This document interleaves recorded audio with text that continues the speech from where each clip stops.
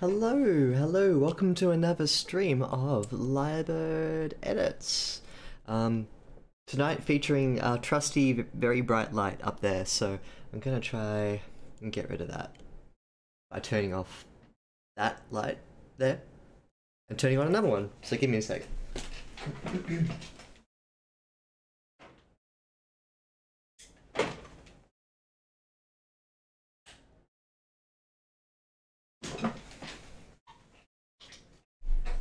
One really nice thing about the Logitech, what have I got? The 920 thing? 920C?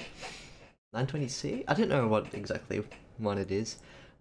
It's good low light. This is pretty much, most lights are off, except for that one over there now. But that's like, it creates a nice splash effect. Anyway, hope you've been well. I hope you have had a good start to your week. Hop in, say hi in chat if you're around. I'm gonna turn on suggestions. I'm gonna turn up the zoom so we can see. Very nice, very nice. Hello, CuddlyClem. How are you doing? Very excited to be continuing on with the edit of your story. When I opened up your document from mail, and I saw the words trip, I remembered just how much I loved seeing these 5 letters back to back. It's like, it's such a good name. So yeah, looking forward to continuing on with your story. And good evening, Sekoj. Hello, welcome, good to see you. And be right back. All good, I'll be here for 2.5 hours, so take your time. Take as much time away as you like.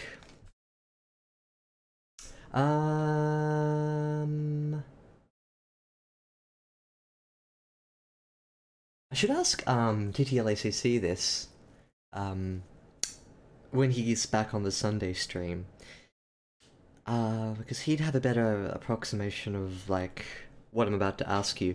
Are you noticing any difference in my stream latency?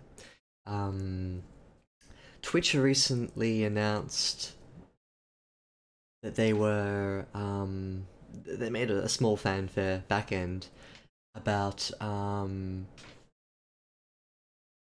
this new mode, like a low latency mode. Now, there had something like that in the past, but they didn't really seem to trumpet it too much. But I saw that they had like some sort of improved version. So yeah, I turned it on, and I can't tell the difference because I'm sitting here just talking to myself.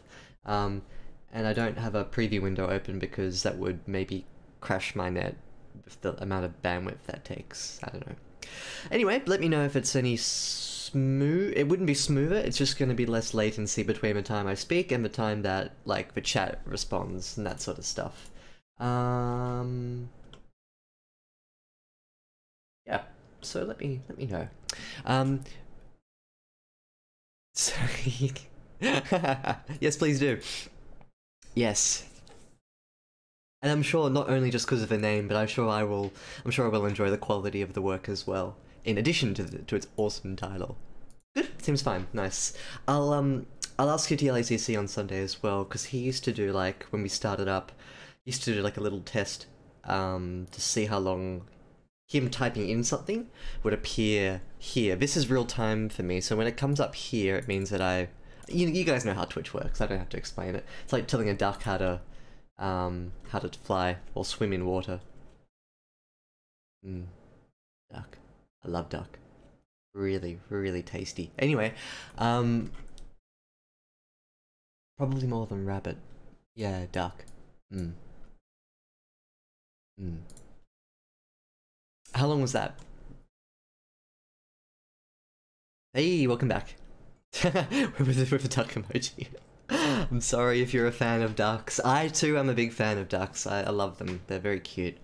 With little duckies going along. I love them. But they do taste good as well. 15 seconds. Okay, that's pretty big. Used to be like 9. Also, thank you for joining the Discord, Zekoj. And if you are lingering and you haven't seen me before, or you haven't joined my Discord, shame on you. You can remedy this by going to my Twitch dashboard, and there's a big Discord icon in the bottom. you guys remember Mike from Ideas channel? He used to call the description the doobly doo. I miss Ideas channel. I hope wherever Mike is right now, he's doing good things, because that was a great YouTube channel. Really, really good discussions. Just an amazing variety of topics, of social issues, and just all sorts of fun stuff. All sorts of fun stuff. That's true. It's like when you think about it, we're complaining like, oh, 15 seconds, oh, lame. But then, you know, we're sitting on opposite sides of the world. You're totally right. So, yeah. I don't think we have any right to complain, do we? No, we don't have any right to complain. I still remember dial-up. I still remember using dial-up when ADSL was common. They were dark times. Anyway, now I seem to have bad internet wherever I go in life. Which is why I've got my phone now, and it's got the 4G, and everything is just lovely and standard. The other day, I'm gonna start editing soon. I just wanna rant for a bit. The other day we experienced a major blackout in the major cities around Australia. We have a big telco that I think used to be government owned, and then it was privatized. It's called Telstra. They had massive blackouts caused by a 4G crash, which then in turn caused a 3G crash, which in turn caused the baseline crash. So people weren't able to use their phone lines for things like calling the emergency services, processing visa payments at restaurants, and this happened for like 3 hours straight. So yeah, a country doesn't like the internet. It doesn't like being modern. So yeah.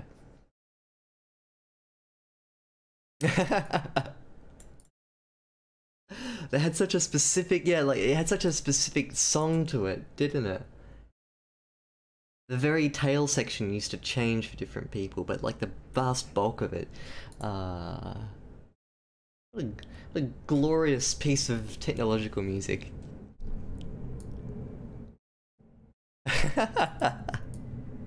They were simpler times, weren't they, Sekoj? Yeah, yeah.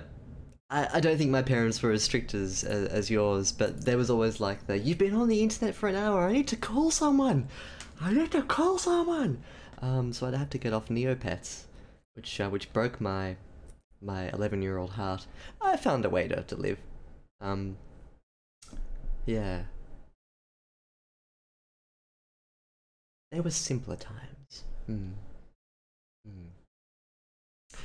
Okay, why don't we get back into Trip then? We got up to about... Yeah... Oh, that's right, she started to run from the cop. And then, she couldn't remember the last time she had a meal, or last night's sleep, until everything went dark. So I think we got up to here. This last little tale section here, I think you could apply what we've been speaking about a little further up, and just sort of take it to the end of this paragraph, specifically in just how the images are constructed. But why don't we sort of draw a line in the sand being this story, and a line being here, and we'll continue on. See, that used to happen, really. When the phone rang, you get disconnected. I don't remember if that happened to me. I wonder if it just bounced back the call. I'm gonna ask someone. I don't remember. Is this a thing that happened? I don't remember. Isn't it weird?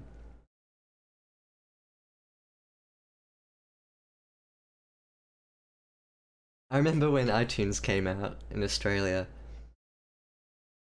and everything was 70 cents more expensive. Anyway, yeah, our songs cost $1.69, and even when you adjusted for currency conversions, it was still crazy expensive. And I downloaded the Gorillaz' first album, self-titled. I think it's a self-titled one. And I left my computer on all night, so it could download from iTunes over dial-up. Simple times. I remember the disconnects just randomly happening. Yeah, I'm just gonna like I'm not doubting your version of events. I just don't remember myself. What happened? If we did I have a splitter or something that made sure it could bounce back or spin? I don't know. Yes, my God. Yes. We sound like a bunch of angry old people, don't we? It's like remember when I was young and songs took 20 minutes to download? No, no, I remember that. Yeah, no, I definitely remember that. We are old people, aren't we? We're those old people, except we're young old people. Um, yeah, they were. It felt like an achievement being on the internet. It felt like you deserved to be there because everything took so long to load. It took ages to get stuff done. But it felt good. It felt like you were climbing a mountain. And now it's just like someone built an escalator into the side of the mountain. It's like easy mode. Yeah.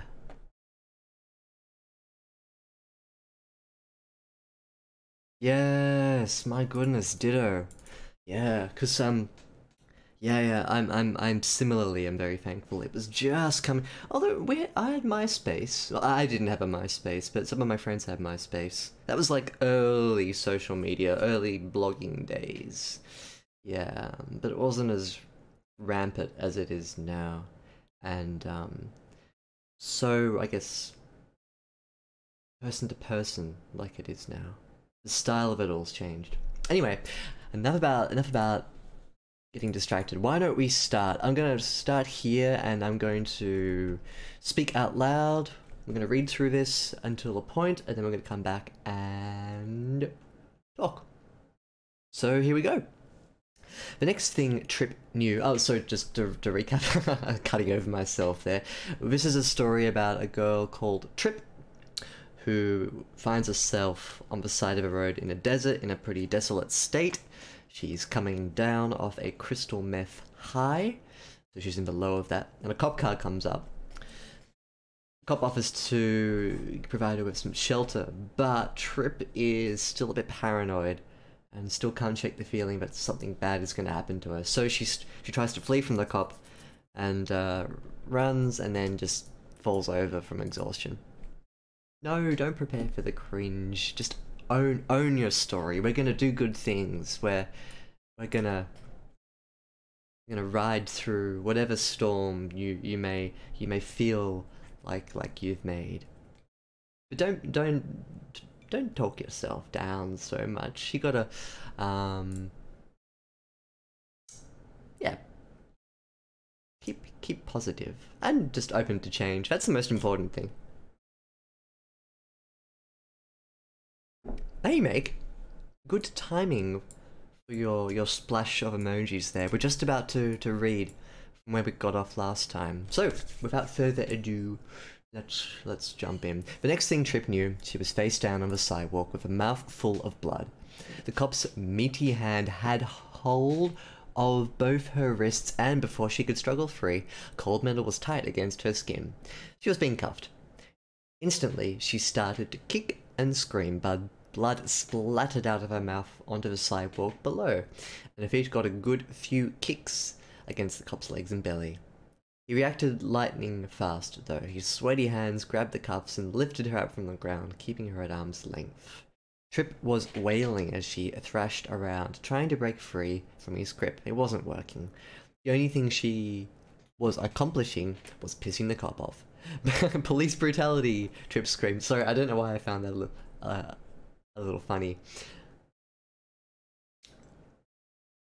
Police brutality! Trip screamed, blood from her mouth flying into the air. Brutality! Police brutality! No one was around to hear her pleas, not that she could see. The streets were completely empty. Only a few buildings were at the intersection and there were even fewer cars passing by. No one came this far out into the desert. A gas station was across the road, with its own public bathroom and small selection of goods. Opposite was the nail salon that, in Trip's opinion, looked as though it was ready to be abandoned. "Let me go," Trip wailed. Fresh droplets of blood flew out of her mouth and careened through the air. Something inside her mouth had broken, even though she couldn't feel it yet. The cop was dragging her to the cruiser, inch by inch. As much as Trip wanted to fight forever, she couldn't. Her legs were starting to ache, and her arms were burning. It didn't take much force to slam Trip's body against the cruiser. The cop searched her quickly, his hands diving into the pockets on her shorts. And something's gonna happen here. When she felt his hand connect with the little bag in her pocket, she cried out and flailed in the cuffs. The back of her head connected with the cop's forehead, but it was too late. He already had the dope. Give me 1 second. I thought dope was slang for weed. Dope is slang for weed. Do you mean, ice? Crystal meth? Fairy dust. What else is ice called? Angel dust, sorry. Yeah, don't take ice. Please, don't. Really bad. It just messes with you. It's a really nasty drug. Most drugs are, to be honest. I mean, it's not like I don't have any reason to like. Drugs are great, yeah, wonderful. Yeah.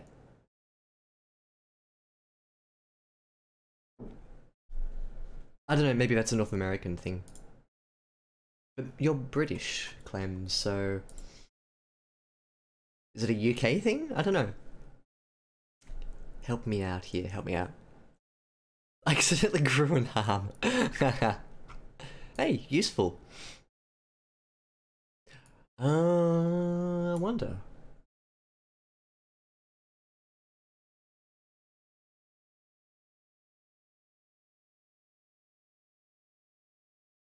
I think you're right. Yes, you're right. It's a general catch-all for a... I'm just reading something here at the moment, and I saw the word marijuana, and I'm like, yes, validate my opinions. But no, I read on, and it's just a catch-all word. Yeah, cool. There's a bunch of a myth problem over there. Oh, I thought you meant me personally. No, the Lyrebird edits meth problem is under control. Yeah, in Australia it is. It's a pretty bad epidemic. It's our most widely used recreational drug. It's devastating in how it ruins people. In terms of the aggression it seems to unlock, and in terms of the families it breaks apart, the poverty it feeds into, and the organized crime connections to it as well are particularly bad. Like, all the social elements around drug taking seem to be just dialed up to 11 when you consider something like crystal meth in Australia. You think of weed, it's like... It's I mean, it's not fantastic for your brain, but, you know, at the very least, if you buy weed, it's not going to, you know, you're not going to present at ER at the emergency section in a hospital, you know, 3 hours later, beating up a triage nurse, or you're not giving money to deep organized crime. Yeah, so in answer to your question, yeah, it's bad. It's probably our worst social plague, I think. That's right, it's El Paso, yeah. Yeah, it's surprising, right? I never have either. I haven't come across any drugs, actually. I'm a very clean, very good boy. But, yeah, but it is ubiquitous in some situations. Rural situations especially, which is interesting. Lots of rural communities suffer from crystal meth problems. Yeah. What about you, Make? Oh, sorry, that wasn't Make asking that question, it was Sekoj. What about yourself? Where you're from, is there much of a problem? Or perhaps it's another drug of choice.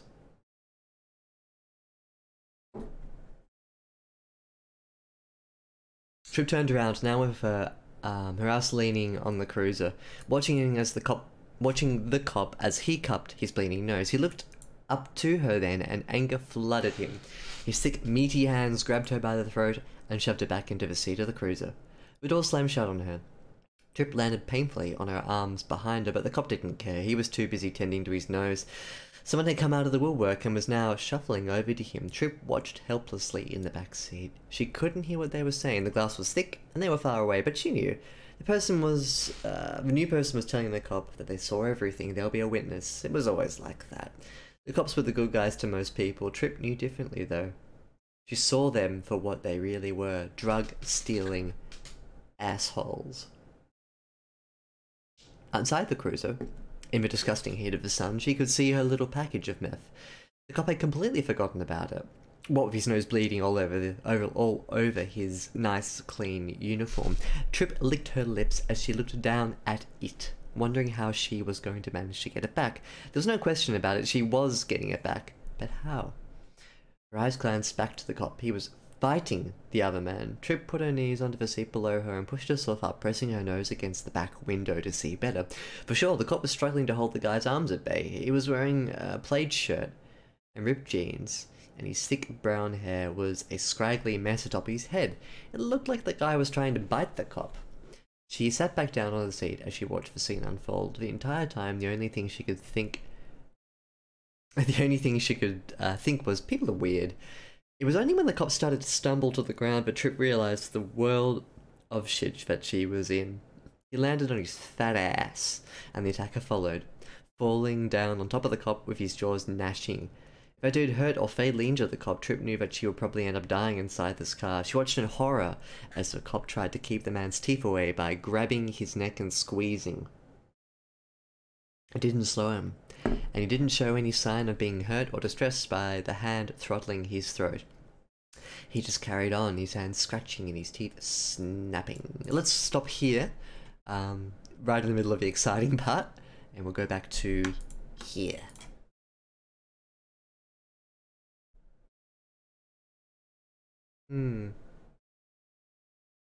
That's good. Yeah.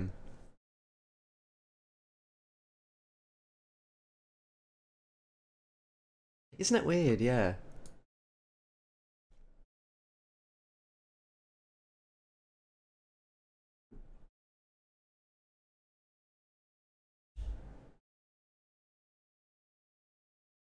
I'm not sure when it started here in Australia. It's a fairly recent thing. Hmm.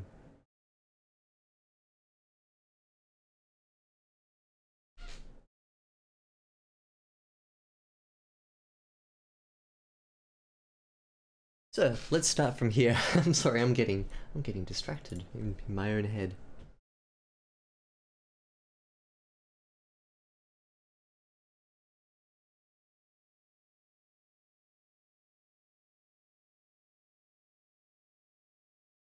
Now I'm getting distracted by something else. Good. So, the next thing Trip knew, she was face down on the sidewalk with a mouth full of blood.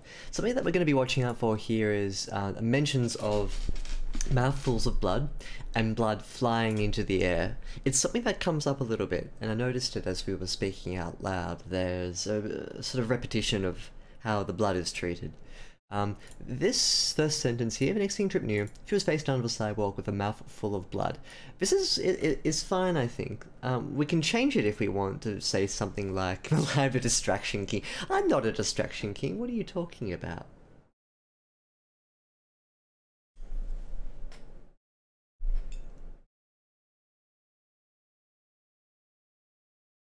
I don't get distracted at all. What are you talking about?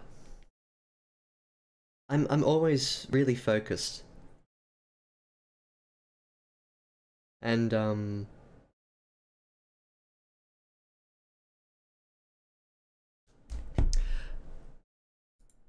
what?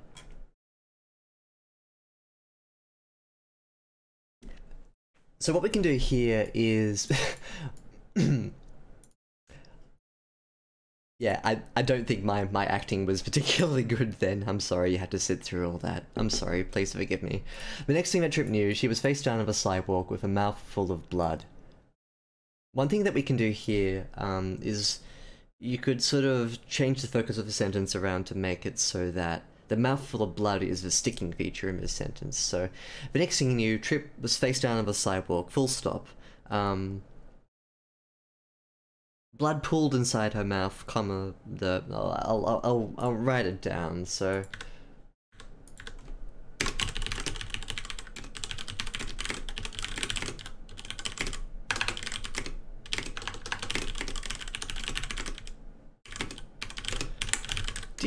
do we really need this? Not quite.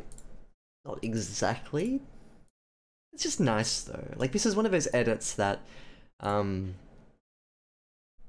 it's kind of like, pruning a flower, so to speak. You don't want to mess with something that's already working really well. But if you do take the time to incorporate some small improvements, you can actually end up cumulatively just having a bit more of an effect in total. If you take some care with every sentence within the paragraph, it just lifts the paragraph after a while. Ah, thank you. Thank you for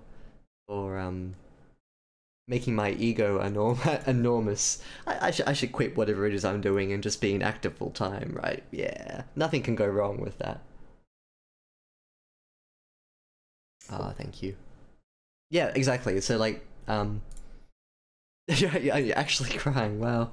I don't want to bring tears to your eyes. Tears of frustration. It's like, come on, just do the edit. That's what I'm here for. I'm here for the edit.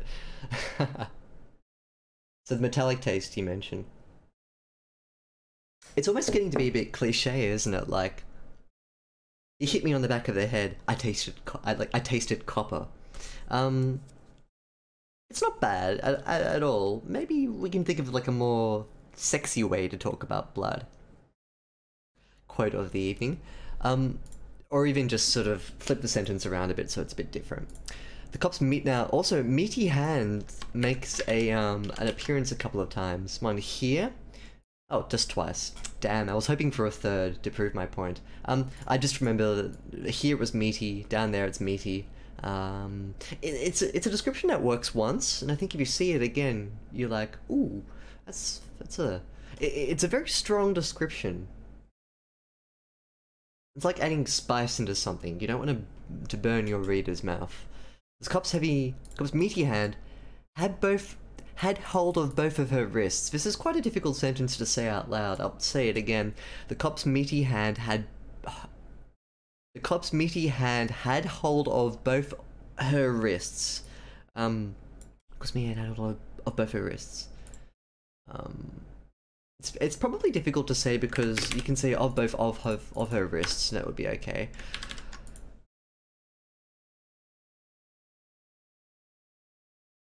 So you can get rid of these 5 words here. This is my symbol for 5. The cop's meaty hand took or clasped tight around her wrist. Well, okay, I replaced 5 with 4. But yeah, the cop's meaty hand clasped tight around her wrists, and before she could struggle free, cold metal was tight against her skin. I don't mind that. Bit tight against her skin. She was being cuffed is, you could say this differently. This is implicit in this sentence here. Before she could struggle free, cold metal bit tight against her skin. Cuffs. Great. Not this again. Like, I probably just reiterated the same thing again, like, cold metal bit tight against her skin. We know it's cuffs. Cuffs. Great. Not this again. This is maybe a little stronger because you're using the narrator to imply something that's a repeat detail in her life. Just a suggestion too. Otherwise you can just get rid of it all and we can assume that it's...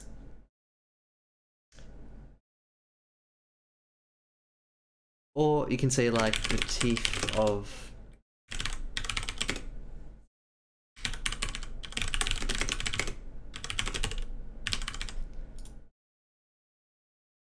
Something like that. The teeth of handcuffs screeching as they cut closed. Great, not this again. Up to you what you do with that.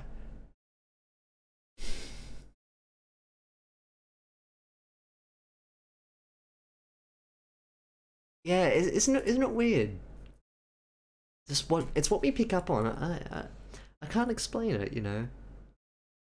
Sometimes I'll be reading a story and I'll forget a really basic detail, like, oh, hang on, where are we? What are we doing?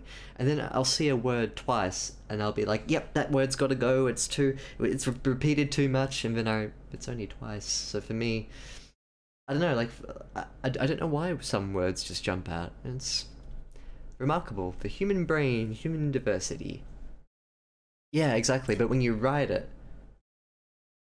hmm, I also ye agree. Yeah, no. Often it takes like an editor to come in and be like, "Hey, you've used this word 3 times in the same page," and you're like, "No, no, I haven't." And oh yeah, I did. It's surprising, isn't it? And even when you, as a reader, read through it, you just don't see it, right? That's why it's good to get an editor, a lyrebird editor. Um, Yeah, if especially if you're going to self-publish, you 100% need an editor. You need to pay for a good one. It can't be your mate. It needs to be someone who's edits professionally, preferably. No, wait, not me. Hmm. Okay, let's dive back in and see. Um.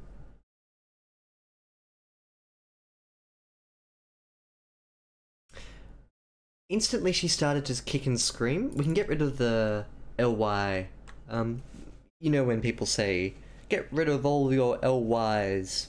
Um, they typically mean in contexts like these, where it starts off a sentence. So, great, not this again.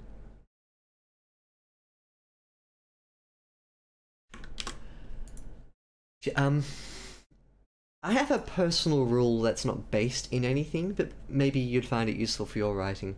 If I find that my characters are beginning to do something, I go back when I'm editing and I delete it, and I go, okay, what changes if the person immediately kicks and screams as opposed to starting to? Also, this contradicts itself. Instantly she started to. So it's like instantly, well, sorry, it's not a contradiction, but it feels like you're taking 2 steps forward and 1 step back with instantly she started to. So she kicked and screamed.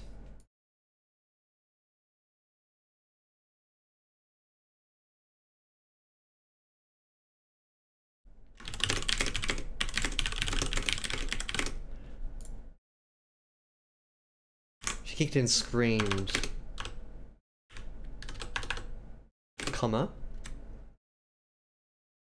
I'd crash this first part of his sentence here into the last one. She kicked and screamed with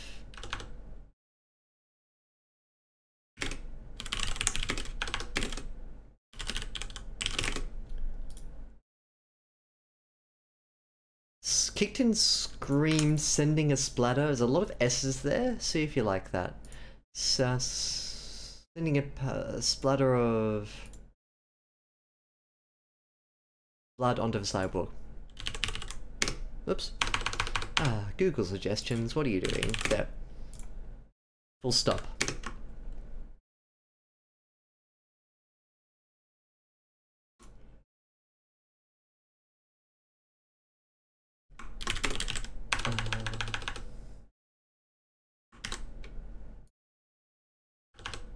A few good kicks.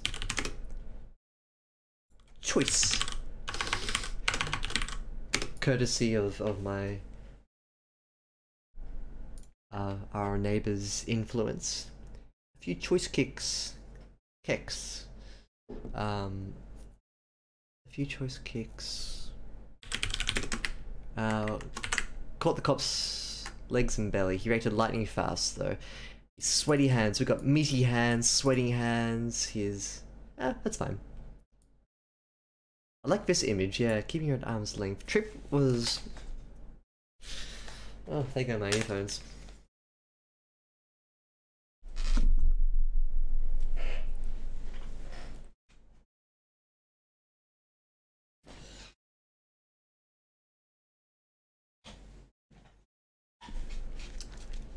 Trip was wailing as she thrashed around, trying to break free from his grip. It wasn't working. The only thing she was accomplishing was pissing the cop off. Trip was wailing. I think just replace that with wailed. As she thrashed around trying to break free from his grip, it wasn't working. The only thing she was accomplishing was pissing the cop off. Police brutality, Trip screamed. Now we've got blood flying from her mouth into the air. This has already happened once, though. Here,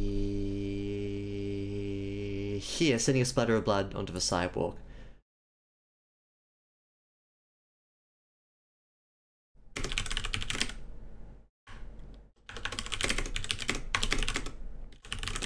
You can do something like that. So instead of double describing the motion, you can describe like the sound of it, for instance. I consider getting rid of that and just putting Trip screaming with a hiss of blood and spit. Brutality. Police brutality. I don't mind this actually having the first one come there. That's your call, Clem, if you want to keep that back in. Yeah, I don't mind it.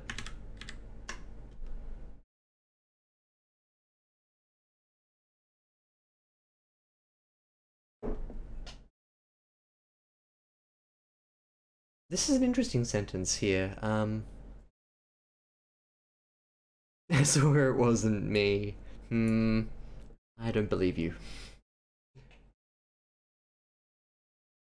Interesting sentence here. No one was around to hear her pleas, not that she could see.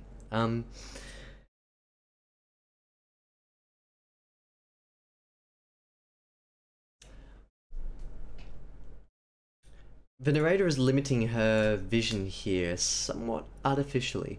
Trip could be like glancing around really quickly to take stock of the street. I recommend cutting this and put a butt there. Everyone likes a little butt, but no one was around to hear her pleas. Focus. The streets were completely empty.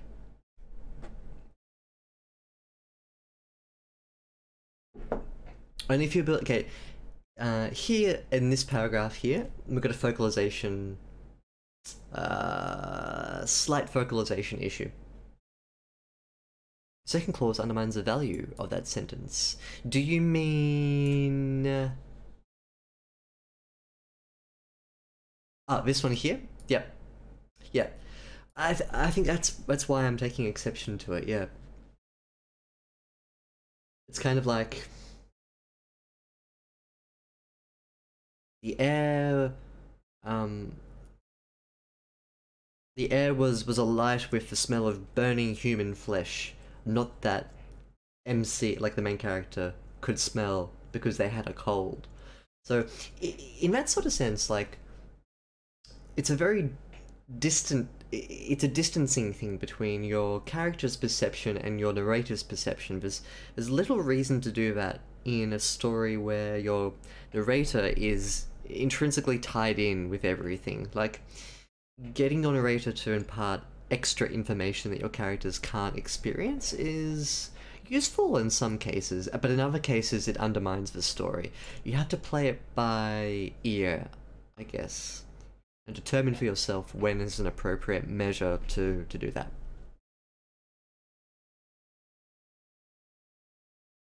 No buts. People don't like starting new paragraphs with conjunctions, or even new sentences with conjunctions. I'm a fan, I like it, but you need to do it quite sparingly. I'd say it comes down to a bit of bravery to put the but in there. Bravery. Like we're brave people for breaking grammatical rules. It's not accepted very well, but if it looks good, do it.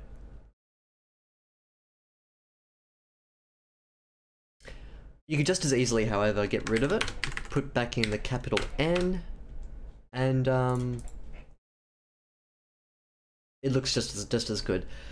Adding the conjunction there But is a really useful negative conjunction. Often it's not used very appropriately. People don't appreciate the power of having having a phrase and then having it contradict itself with a but in the middle. When you put but in there, it tends to be very strong. So I like using it for that purpose at the start of a paragraph or a sentence. Strictly speaking, it's wrong though. You need to do it stylistically. The literary establishment doesn't take too kind to MC Hammer. It makes me a sad liar too. I like a good... Wait a second, we're not talking about conjunctions anymore, are we? We're talking about something else. Localization problem. Only a few buildings were at the intersection, and there were even fewer cars passing by. No one came this far out into the desert. A gas station was across the road with its own public bathroom, and a small selection of foods. Opposite was an ant salon. That, in Trip's opinion, looked as though it had been ready to be abandoned. This doesn't need to be here. Unfortunately, what this does is it slows the narrative down. We've got a scene where the cop and Trip are struggling with each other for power, basically. They're having it out. And the cop overpowers her and cuffs her. And then the narrative is kind of like, no one's around to hear her complain. Hey, P.S., here's what it looks like. Now, I think the reason why this is here was because it was trying to ground the scene before we moved down into the next section. This information, however, should already exist previously. This info should already exist well before we come to this scene. If there are important elements that you need...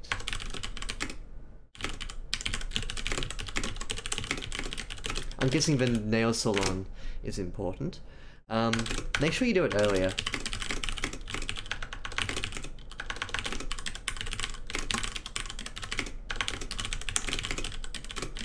You don't want to, it's Scarface's parrot thing that I've talked about. It's the black bag thing. It's the same thing for scenery.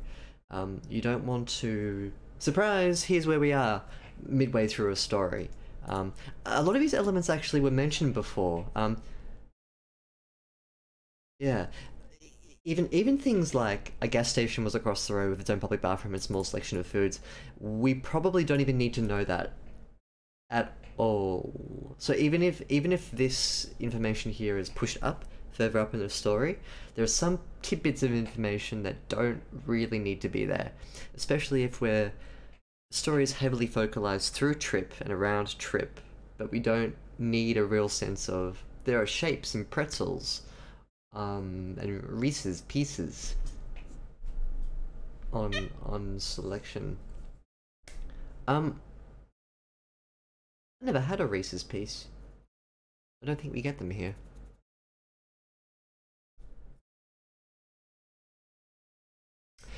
I think that's wise, yeah. A strong independent clause just has a nice sort of brevity to it. It can be nice and cutting and sharp.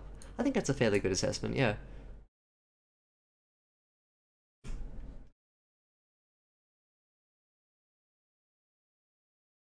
But bleh. Yeah, no, I think you're right too.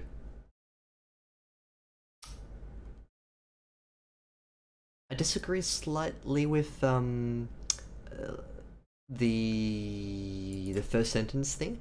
I think if you're having especially in a context like this where it's dialogue contradiction, in my mind this would be a good place for a negative conjunction, but it's not to everyone's taste. It's not strictly right. I probably shouldn't recommend it. But secretly I do want to recommend it.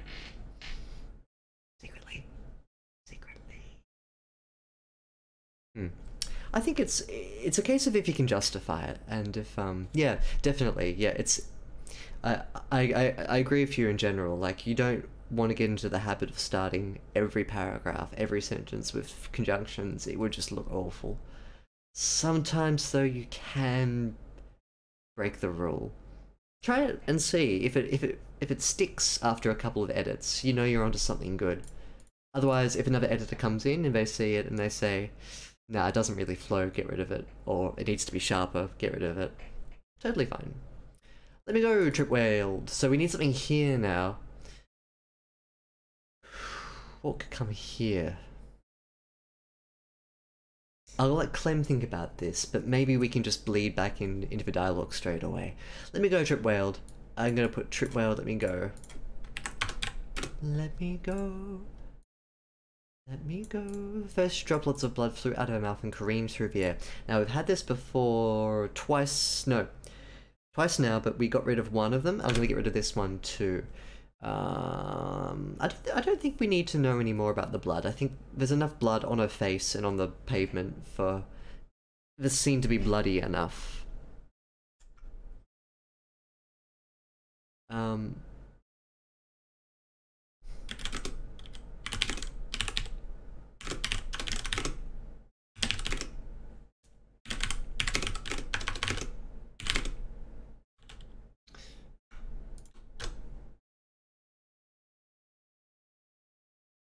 Something inside her mouth had broken even though she couldn't feel it yet.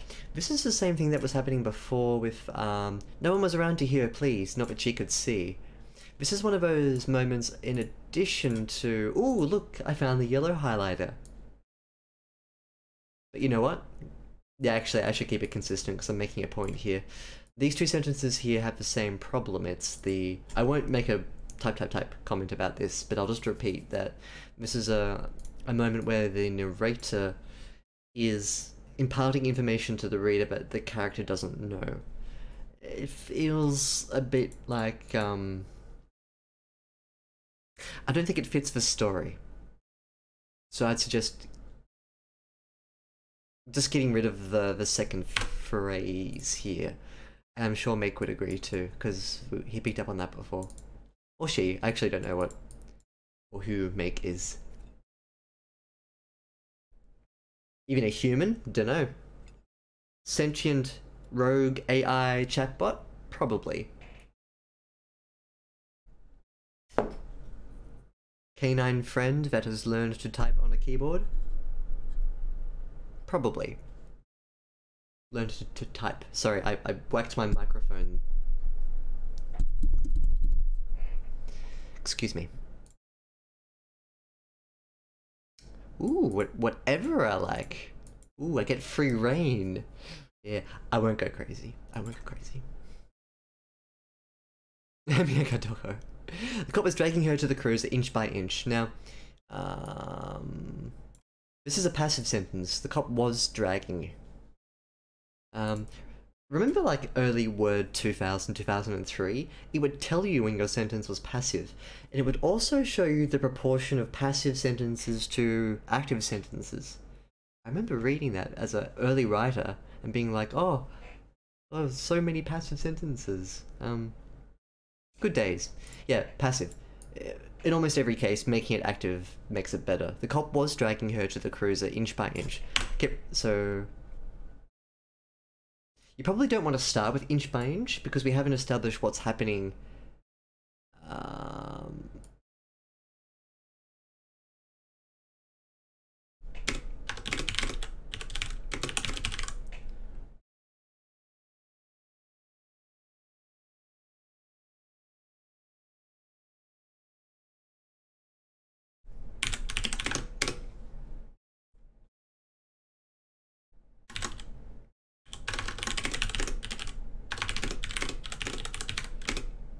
Ooh, semicolon.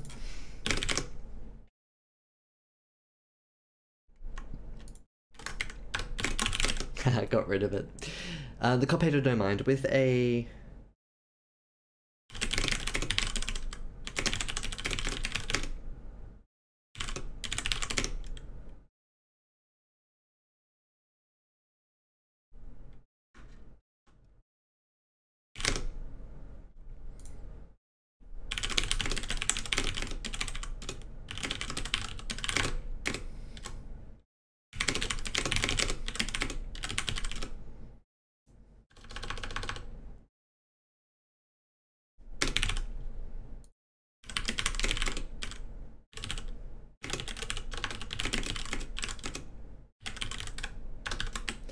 Just wanted to throw that in. As much as Strip wanted to fight forever, she couldn't. Her legs were starting to ache, and her arms were burning. It didn't take much force to slam Trip's body against the cruiser, which is a good detail. I like that, actually.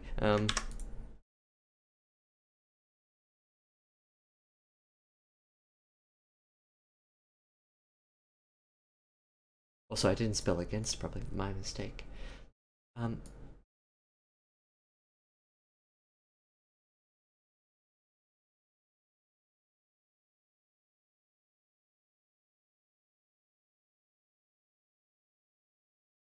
These sentences here sort of double over what I was saying before, so you can decide which ones you want to keep, or if you want a mix of both of them. I like this, though. It didn't take much... I like this. So the cop paid her no mind. If a flat hand pressed against her back, he shoved the girl against the side of the cruiser. I think that's a bit weak of me. Here.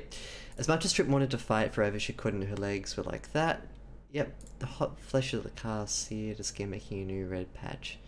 Now, here we go. The cop searched her quickly, his hands diving into the pockets of her shorts.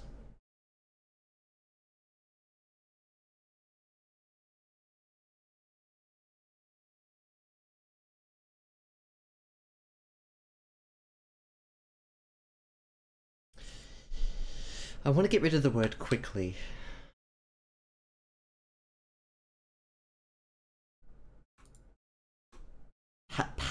Patted her down? Patted her down? Searched her body?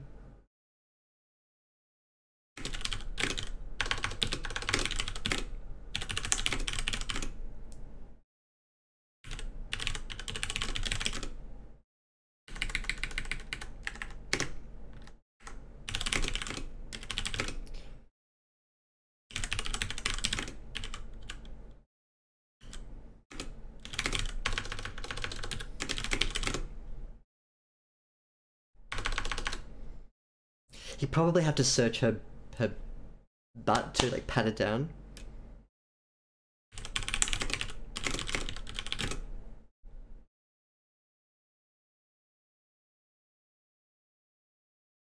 There probably needs to be a linker here as well, like...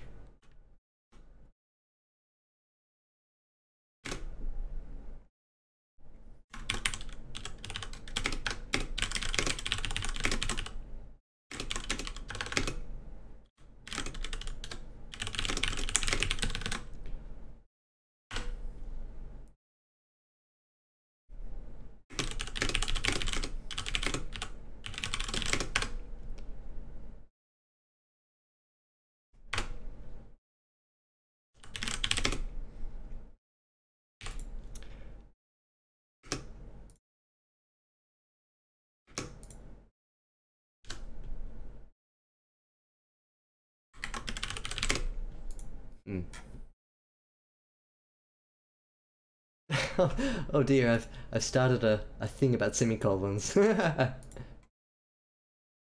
Oh, so good. I never use semicolons. Don't like them. That's up here.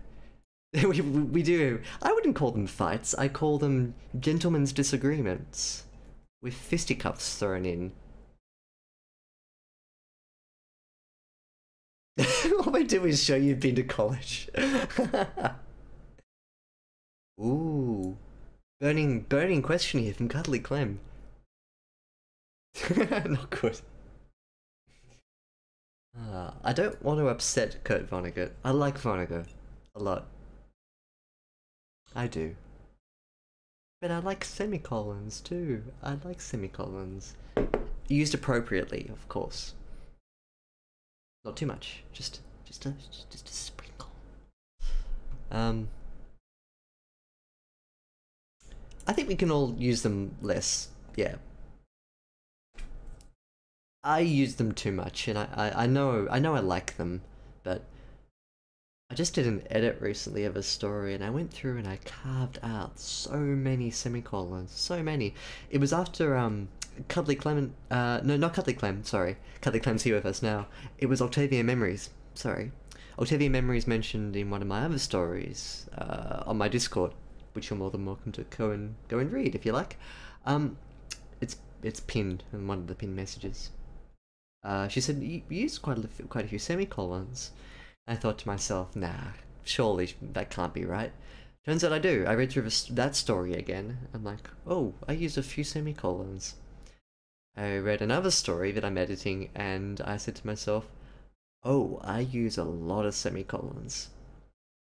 And ever since then, this was a few weeks ago, but on the edits, I've been keeping my eyes out for more semicolons, and maybe I was a bit overjudicious on the semicolon crackdown, because I then maybe got a reputation for being quite hard on semicolons, but I love semicolons, I do. Mwah. Nothing quite seals a good sentence like a good semicolon. But yeah, it's like if you had birthday cake every day, you get sick of it, and you get very, very fat and overweight. And I hate to think what kind of damage it would do to your body. Think of semicolons like cake, difficult to make, and bad for your body if you have it every day.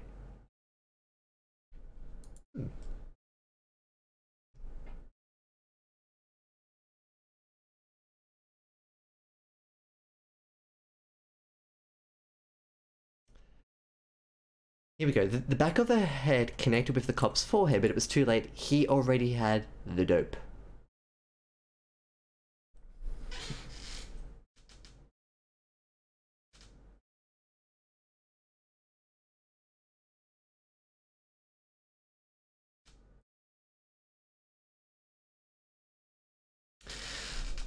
I might suggest that you, the vocalization of the story has been sort of, one step back from the characters. It's a loose vocalization. It's a stylistic choice too. I can't help but feel though that this would be a stronger passage if we got a better sense of, hey, I've been streaming for an hour. Nice.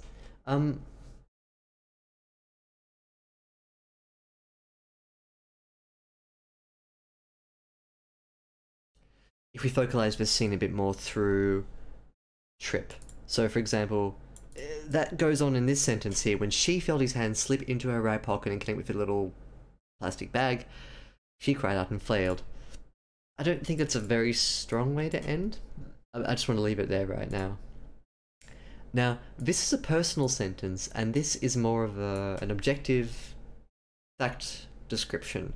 The back of the head connected with the cop's forehead, but it was too late. He already had the dope. Whereas you could say, she cried and flailed. Trip thrashed her head backwards.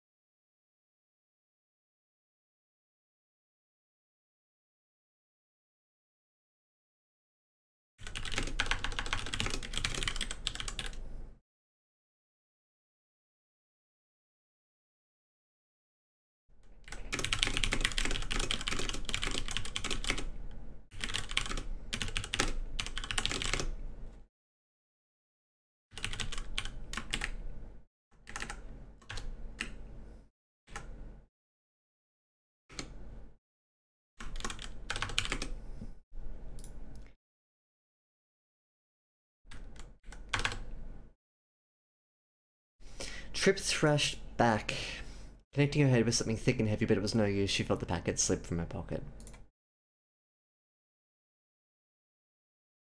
Now, I've doubled myself here. I'm gonna suggest getting rid of the when.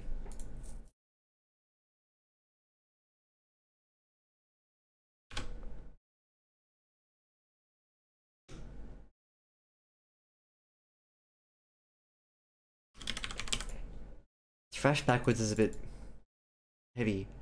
Thrashed around. Connecting her with something thick and heavy and hollow.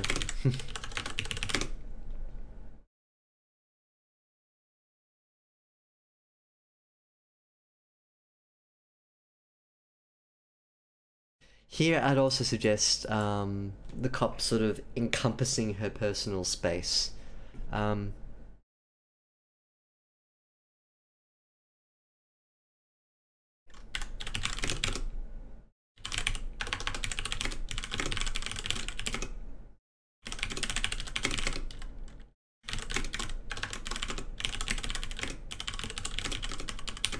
um,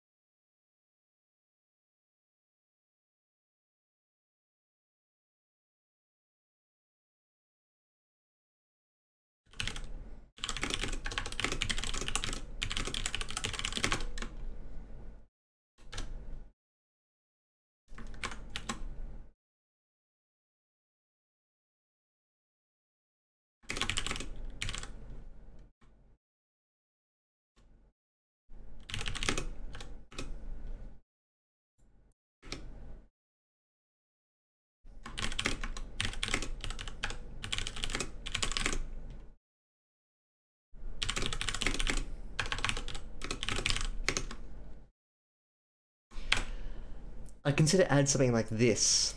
Describe his weight pressing into her. Now what this will do is it'll establish an easier sentence down here later for you to react. So when Trip reacts and says, thrashed around, connecting her head with something thick and heavy and hollow, we kind of assume it's his head. But there's no use, she felt the packet slip from her pocket. She turned around. Now with that ass leaning on the cruiser, I don't think we need that detail. She turned, watching the cop as he cupped his bleeding nose. Huh.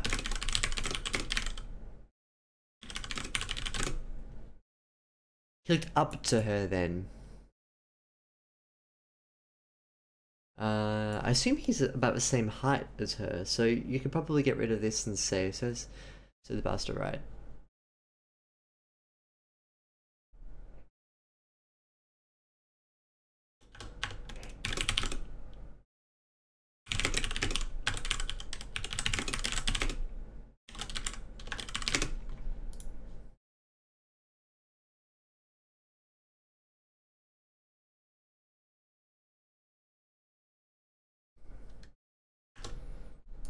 You can probably get away with that instead. His thick meaty hands grabbed her by the throat.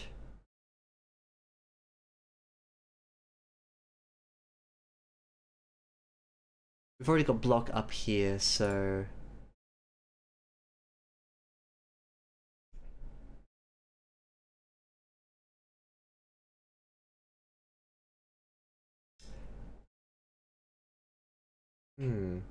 I think in paragraphs like this where there's a lot of motion happening, you can rearrange some elements of it and make it a bit tighter that way. Easier said than done, sure. But we'll compare it in a minute. You see my hands grabbed her by the throat and shoved her backseat of the cruiser. The door needs to be open for this to happen, so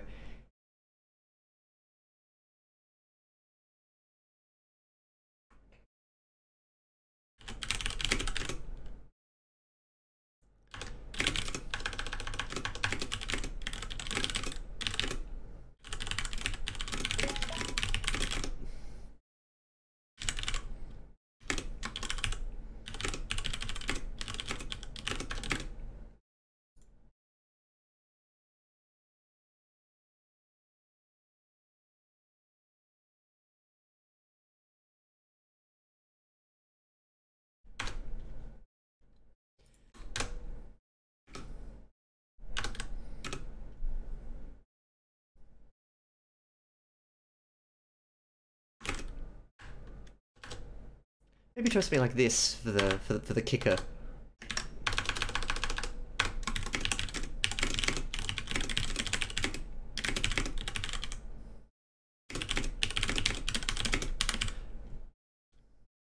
Arm's way. See if you like that. Now, here's what it was originally.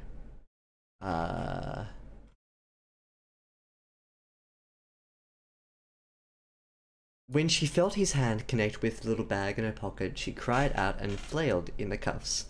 Back of her head connected with the cop's forehead, but it was too late. He already had the dope. Trip turned around, now with her ass leaning on the cruiser, watching the cop as he cupped his bleeding nose.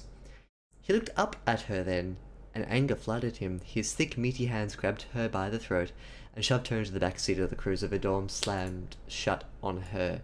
And here's what I've got instead as an edit. Looks very green, doesn't it?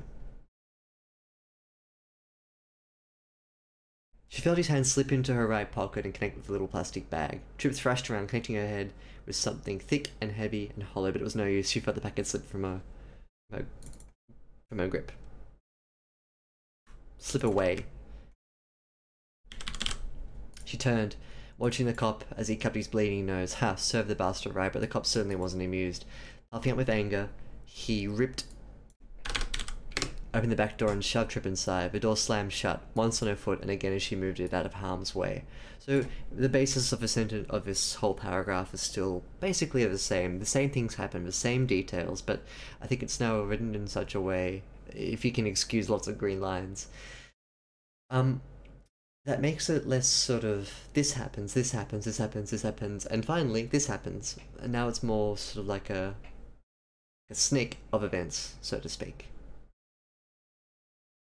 Shit, you're still going? Yes, Sayaka. We are...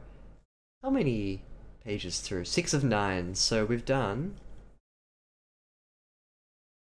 this much tonight, in the hour that we've been going. How much is this? We count. Yeah, 687. Good. Also, hello. Welcome back to the stream. Nah, I'm only halfway through tonight. We've got a whole nother hour and 15 minutes to go. Ah, thank you. Good, good. I'm glad you found it useful. That's quite a percentage improvement. Like 1,000, 1 million, 100 million% improvement. Wow. Cool. Now if only I could get a similar rate of return on literally anything else in my life. that would make me very happy. But yeah, good. I'm glad you found this useful here. Let's continue on. Trip landed painfully on her arms behind her. I didn't care. This detail is probably good to either include up above in this sentence here. Look, I've kind of given you a switch around. You can either do the foot or the arms, but I think one or the other. You can choose, but make sure that no one lands painfully and on their arms behind her. Sounds a little funny. But the cop didn't care is probably a good detail to add, and that's kind of implicit, I think, in this statement. The door slammed shut, once on her foot, and again as she moved out of harm's way. This implies the cop doesn't care. Yes, feel that ego grow, exactly. Feed my ego. If I ever become a Twitch acolyte, which I can start onboarding, but hopefully I can. You can't rename bits, can you? If you could, we could rename them into like Lyrebird's Ego Fund. I could have like a little cup at the bottom of my screen at the black bar or something, and it's just whenever you tip, all the little bits rain down into the ego, or it's like it's just me and my head opens up like one of those little cartoon cutouts and all the bits flow in and my ego gets bigger. Lyrebird ego. That's what I am. Just a big ego.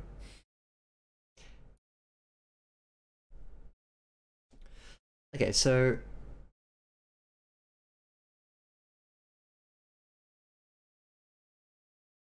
Now, here's where we get the appearance of the zombie. We don't know it's a zombie at first, which is a good detail.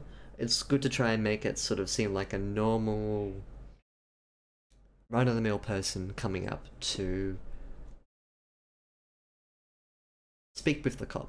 I like this paragraph, actually. I like how, it tells you a lot about Tripp's character and a lot about, this, but she knew. The person was telling the cop that they saw everything, they'll be a witness. It was always like that. Cops were the good guys to most people. Tripp knew different, though. She saw them for what they really were, drug-stealing assholes. This is really strong. I think this tells you a lot about Tripp herself, how Tripp sees the world, who the characters she's interacting with work, with, like how that works. That's fantastic. It's a really great little section here, so compliments. Well done. We need to also consider that this is the first time that the zombie is being introduced. Now, you have to do it in such a way that signifies to your reader that, hey, pay attention, something good is about to happen for you as a reader. Something bad is about to happen for the cop. And right now, it's just a bit too sort of throwaway. It's constructed in such a way that it doesn't prepare you as a reader for that sense of shit's about to go down. So what I'd suggest doing is, I'd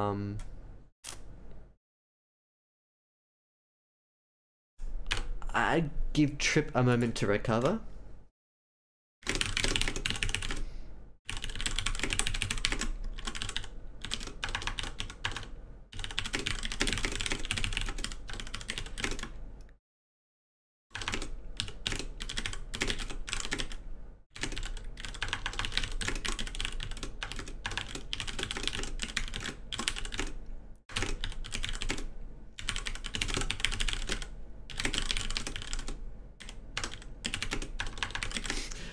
I just spelled head, H-A-I-D.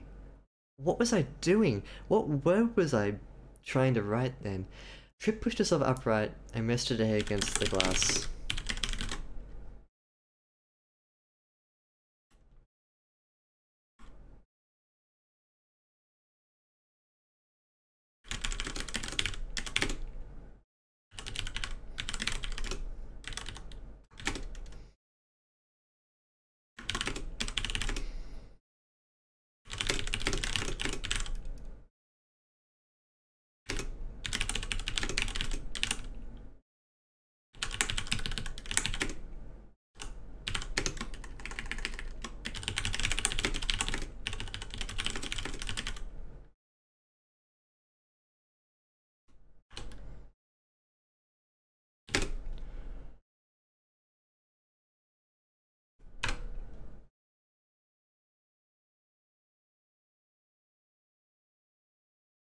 The glass was thinking they were far away. If they're far away, maybe establish that a little earlier too, so...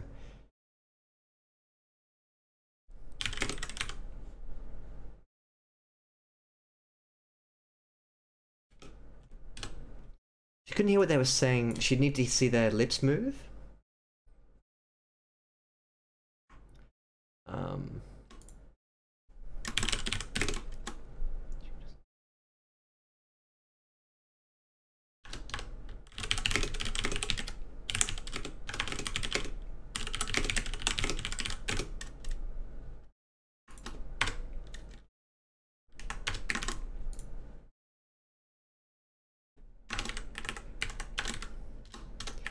Maybe something like this. That keeps the back end going well. If you want them set up as far away from the car, when Tripp looks around for the cop, she sees him standing over somewhere, talking to this person who's shuttling over. Now this is a slightly more decent way to introduce this new character. This tiny little thing here may plant in your reader's mind the seed of something interesting about to happen. And I like how immediately Tripp starts to think about the consequences for her, so let's press on. Um, Bits, you say? I don't think so, no. The main reason I don't want to do the Acolyte thing is because I can't double stream to YouTube if I do, which means I lose my backup. This used to not worry me so much, and because I didn't used to double stream for a while, but increasingly I want the records of my Twitch streaming to be there, just in case, you know, a month and a half down the track you want to listen to your stream again. And if I Twitch Acolyte myself, I can't do that unless I then separately re-upload my videos to Twitch. And I am lazy. I'm very lazy. I don't do it. I promise myself I'll do it, and I never do it. So yeah, that, and I don't really want money for streaming. That might change in the future, but it hasn't changed since the last time I said it might change, so yeah. Yeah, that's a good question. What happens when the ego jar fills? Maybe it's like one of those classic style teapots where I get steam coming out of my ears and I turn red. I don't know. That's a good idea, actually.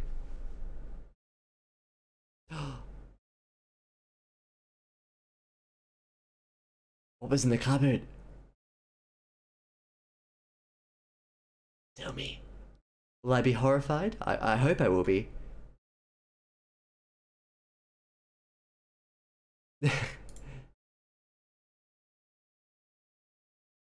Oh, it's a duck with money. Sorry, it takes me forever to figure out what these are. It's easier if I just look over here on my other screen. Duck bills. Rolling in that sweet, sweet Twitter money. Wait, Twitter? Twitch? What am I on? It starts with a T. I'm on the Twitch. So, Libert, what are you gonna do after you finish your PhD? Well, I'm thinking I'm gonna be a full-time Twitch streamer. Oh. Oh. Yeah, I'm getting really good at Fortnite, and I've got a good 50 followers, and yeah, you know, I've got a good camera personality, and oh, okay. Yeah. You need at least more than 50 followers to make that work. And I don't play Fortnite, so GG. But yeah, like, on a more back to focus, I like doing what I do in a non-paid sense. Yeah, I just don't want people to pay me.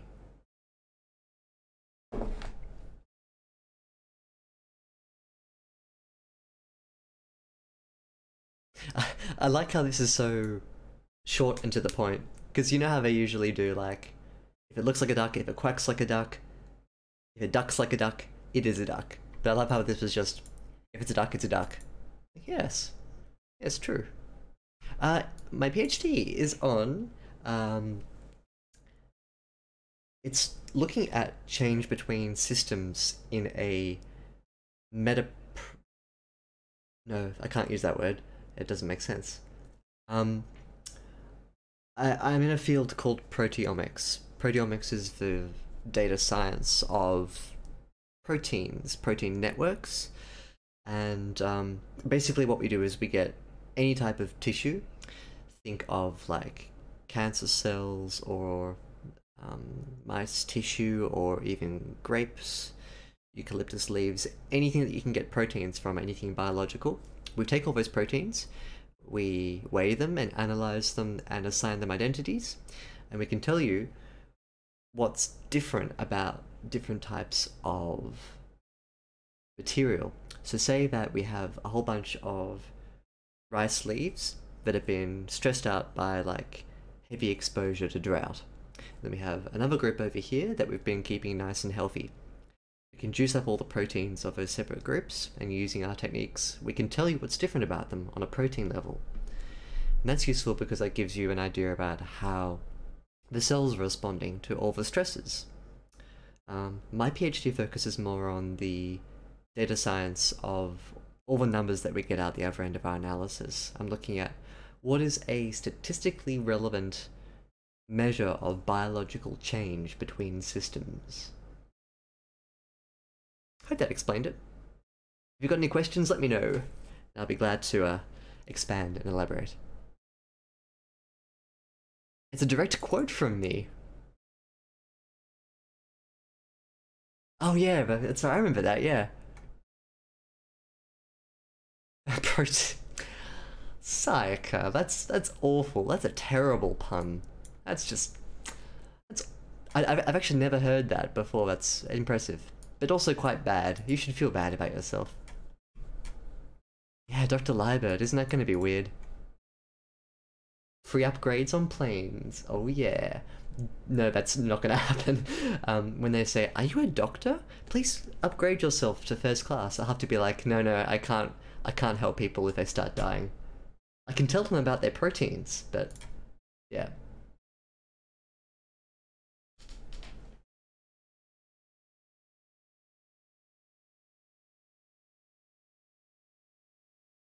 The real psycho just sent me what they picked up, like a photo of what they picked up at the car boot sale. Post that to Discord. That's funny. That's. Why does that exist? Post it to the Discord.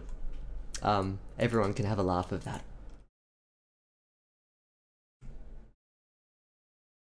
It's just more than words. I ate proteins too. Hehe. Yeah, so that's what my PhD is. I'm finishing at the end of this year, so we'll see how we go. I didn't buy it. I don't hate myself. This is in relation to what we're looking at now in Discord. Please feel free to jump into the Discord, say hi. It's the link's on my Twitch page. I think everyone here is already on my Discord anyway, so I'm preaching to the choir. Why does this exist? It's Shrek themed operation. This doesn't need to exist. This doesn't need to exist.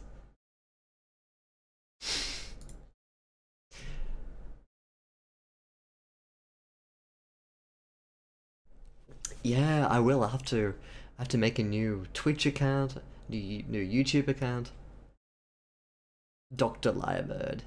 Dr. Lyrebird edits.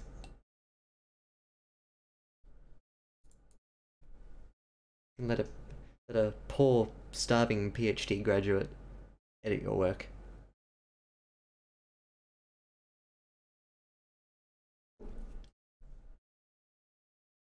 I don't think I can pull the poor, starving thing off. Like, sure, like, PhD students don't get huge stipends or anything, but yeah, I can't pretend that I'm poor. Can you change your Twitch name? Interesting. I didn't know that. True. I mean, the levels of my poverty can be summed up in the fact that I have to drink from this awful cup. This awful Minion branded. Let's go fuck cup. I hate myself and I hate my situation. My life situation. I'm forced to drink from the Minion mug.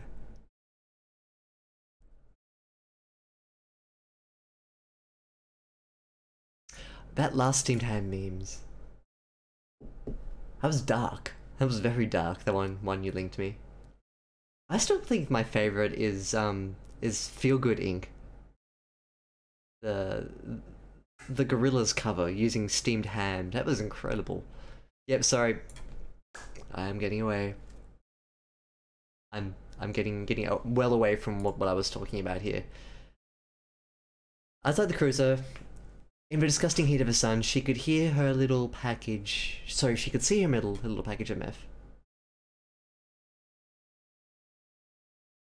So, my suggestion here would be to actually add a little linker about like a craving.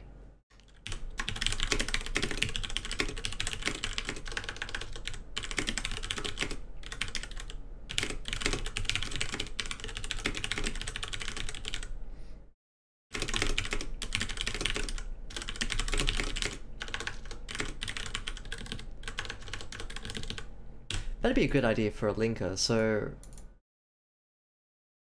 this would look like a sentence describing her physical withdrawal, and then like a declarative statement of like, she needs to find those drugs again. Where are they? Outside the cruiser, we're discussing it of her son. She could see her little package of meth. Rephrase this.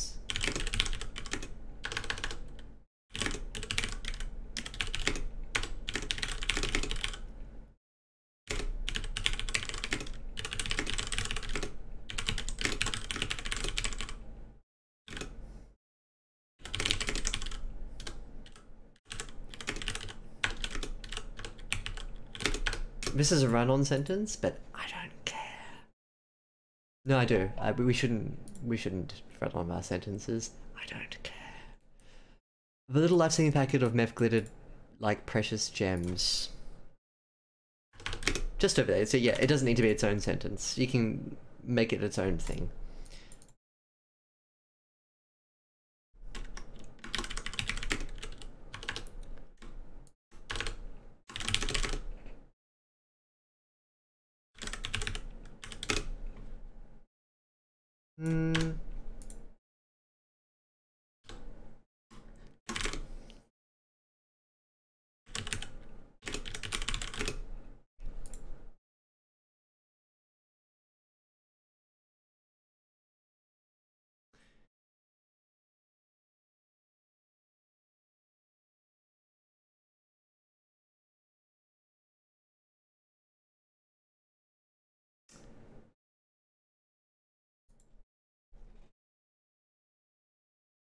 There are a couple of ideas that are a little out of order here. Let me explain myself. What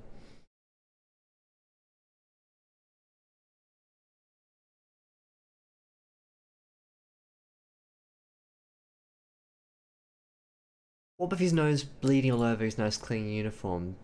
I like this, but he probably needs...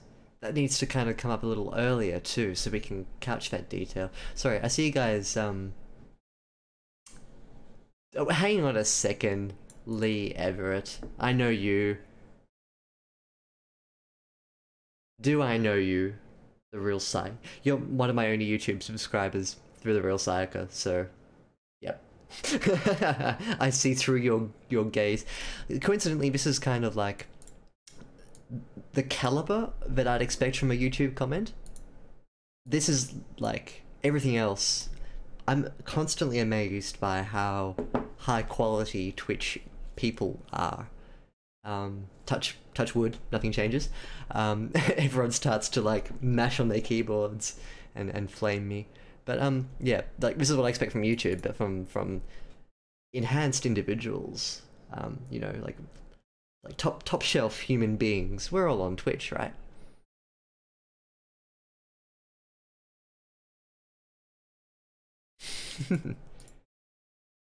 Yes, yeah, sort of. I think personalizing the cop is just, it's a useful way to make it her, in her situation, her cop. It wasn't meanie, wasn't it, Sayaka? Honestly, who would do such a thing? Who would do this? I'm studying YouTube comments. The cranial capacity and YouTube comments. A longitudinal study. I like it. It just leaked out like Cuddly Clam. It just leaked out of you. Underneath every Twitch commenter, it's just a YouTube commenter waiting. This detail should come a little higher. The bloody nose.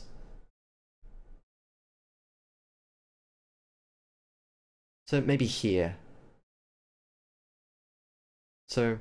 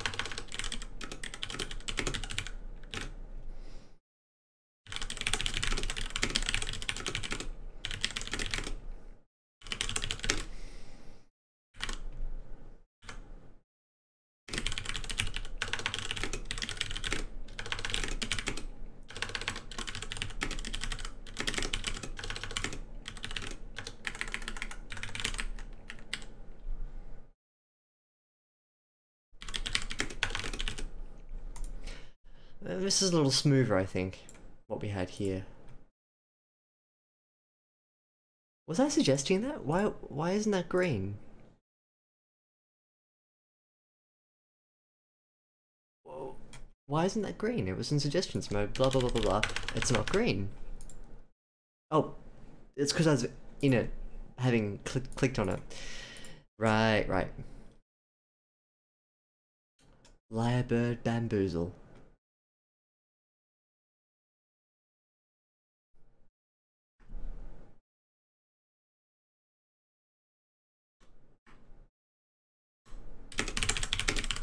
So I got rid of her cop there.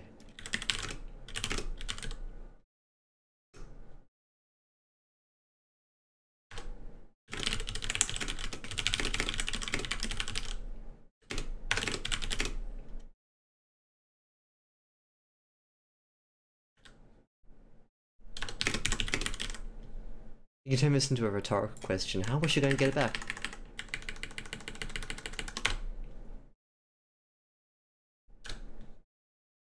Going to get it back. You can get rid of words like manage to, aspire to, plot to. How is she going to get it back? There was no question about it. She was getting it back, but how? I'd also suggest ramping up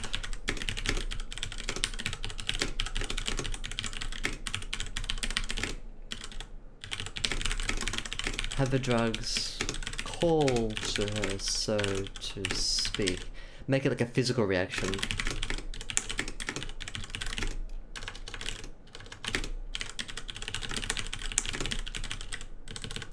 Just a suggestion to sort of liven it up a bit. Like what we were talking about in the first part of your story, very first part of your story, about personifying all of these unreal elements.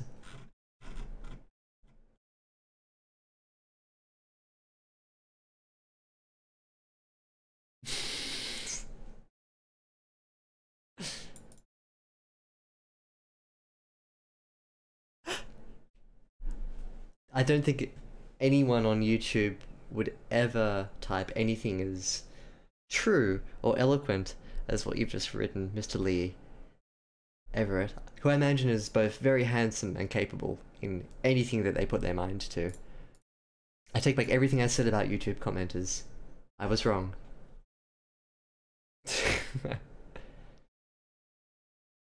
Ooh, that's good. Yeah, good suggestion, Sayaka.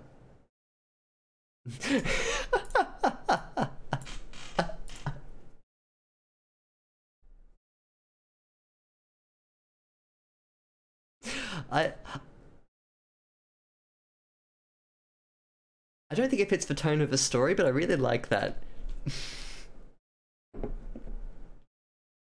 Good. Okay, now here's when shit goes down. I'm gonna reread this out loud and read to the very end. And that way I have like a different sort of appreciation of appreciation. I'll just have it in my head exactly how this ending scene goes down. He doesn't feel safe here. Tiger, just put the knife down. Okay, this doesn't have to end like this. We can sort this out. Okay, we can come to some sort of compromise.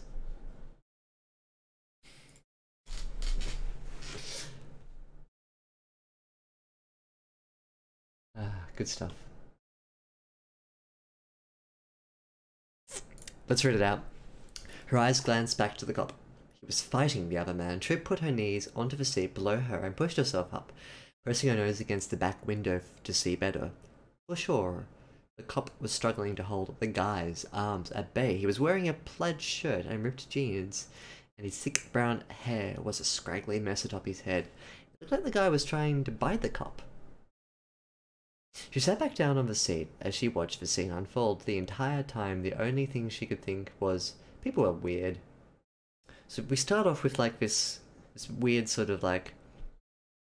I like how Trip justifies it in her head. I like that moment where it's like, this is just some weird shit I'm seeing.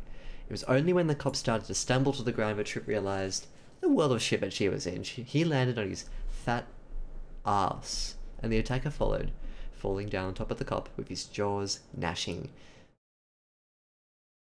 If that dude hurt or fatally injured the cop, Tripp knew that she would probably end up dying inside this car. She watched in horror as the cop tried to keep the man's teeth away by grabbing his neck and squeezing. It didn't slow him, and he didn't show any sign of being hurt or distressed by the hand throttling his throat. He just carried on, his hands scratching and his teeth snapping. Tripp knew that the cop wasn't going to get out of this alive. If the guy couldn't be stopped with a thick hand to the throat, nothing was going to stop him. She got onto her back, ignoring the stinging pain in her arms, which is why you had the arms before, but it's fine. You can substitute that with foot, because the door's closed on her foot. I began to kick the back screen of the car. There was no way in hell she was going to die of heat stroke in the back of a cruiser. That is not how her life is going to end. Out of all the ways she'd managed... That is not how her life was going to end. Out of all the ways she'd imagined herself dying. This wasn't it. Overdosing, getting stabbed in an unlit parking lot during an armed robbery, having her drugs cut with rat poison. All of those options are possibilities, but not this, not this. Again and again and again she kicked the edges of the screen until it began to wobble in the frame. Tripp had seen this done before in late night cop shows. Just had to be persistent. Sweat dripped down her forehead and splashed onto her mouth. The salt mixed with flecks of blood into a salty metallic mix. She refused to stop kicking. The screen shattered before popping out of the frame. Tripp allowed herself a short break. The top corner where she'd been kicking was slanted away from her, out into the fresh air. Out into the fresh air? She sat up and put her face in the hole, sucking in all the air she could. It was glorious. She took a moment to look over at the cop. He was lifeless, laying on the floor with blood all around him. Tripp couldn't help but stare as she watched a civilian man eating the cop's stomach. Intestines and guts and whatever else was splayed outside of his body and across the road. Somehow the cop was still... oh no, he was still alive. His head lolling from side to side, his mouth softly moaning in pain. A sickening feeling rose up in her throat, and Tripp forced herself to stop looking. Instead, she returned to kicking the screen. It would come out eventually. Even if she had to shatter all of the glass and cut up her legs in the process, it would come out. She kicked tirelessly till the window went flying over the trunk of the car. It plummeted to the floor and skidded across the road, sending shards of glass flying in every direction with gentle tinkles. Tripp carefully crawled through the space on her stomach like a worm, her hands unable to help her. When all of her body was on the trunk, she span around and kicked her legs over the edge. Her stomach slid down the metal trunk and her feet landed solidly on the ground. A long sigh escaped her lips as she felt the cool, fresh air all around her. Wind whipped through her messy red hair and tattered clothes. We need to know she has red hair at the very start of the story. She stood and enjoyed the moment. Ignoring the blood and guts, she raced to the cop and tried to find the keys to her cuffs. The guy eating him was focused on the cop's guts, completely, chowing down as if it were a donut. Good cop metaphor there. But a bit weird. Tripp tried not to listen to the sloppy eating sounds as she searched. Inside his left pants pocket was the key.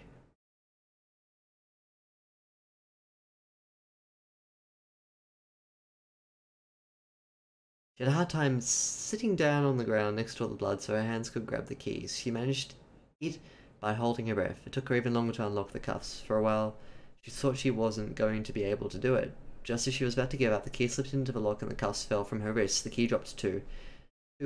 Tripp grabbed her bag of meth and ran for it, heading away from the horrific sight. Alrighty.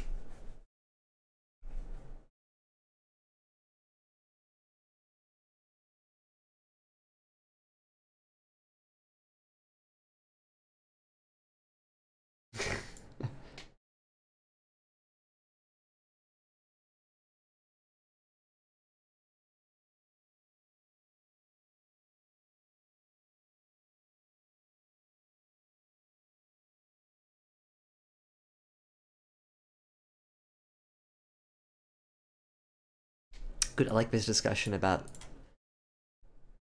zombie lore. No, I am not dressing up as a minion and painting myself yellow. If I get 10k. No, no, no, no. I'm not doing this. I'm not jinxing myself in the future. No. I'm not dressing up as a maybe 20k followers. I don't know. Maybe.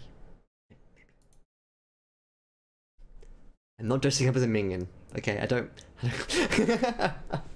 You heard nothing. You heard absolutely no. Oh god, no, no. I should have aimed higher. I'm not doing this. No, it's not. No, no. I have nothing but regret.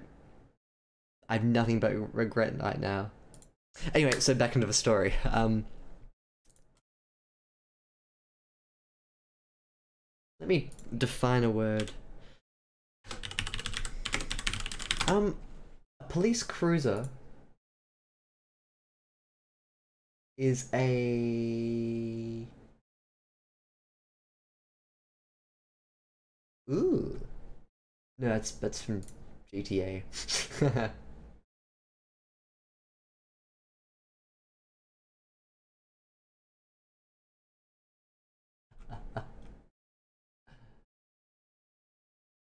This is a website called policecars.com that I stumbled into, but community address. This is what I imagine the car to somewhat look like a police car.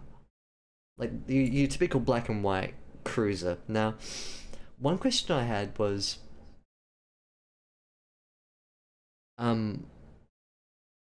it sounds like Trip is being put into the back of a wagon style car, which has a like a space where people sit along the walls at the back and they funnel out.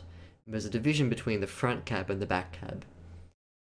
However, from a typical cruiser will have a division between the front seat and the back seat, which I think is what Trip is kicking out. It sounds like the screen of the car, back of the cruiser.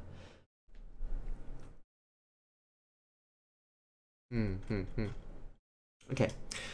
Claim, what I might do for this section here down is, instead of doing like a detailed line by line rewriting edit like this, which I've done quite a bit of, I'm going to talk more about the elements to this final scene, what we're addressing, and I think how we can tighten up what's going on here to make it a bit more sort of sharp and to highlight the emotions that must be going on at this thing.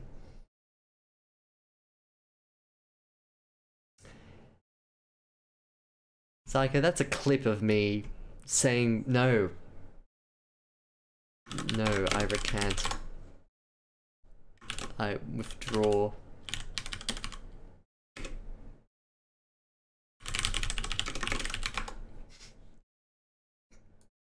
Okay, so she's kicking out at the back windscreen.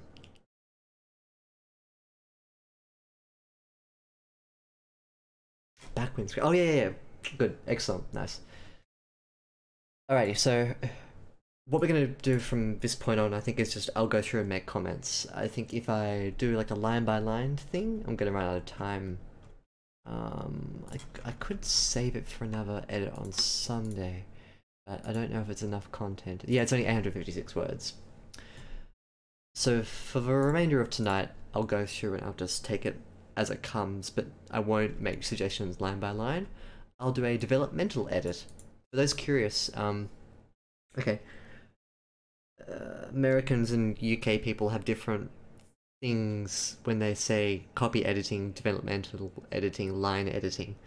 For British people, and I'm included in that category, a line edit is when I go through and I make it green, and a developmental edit is what I'm about to do, is when I just talk about what's going on in the paragraph and how it can be made stronger or weaker. So you get a mix and match.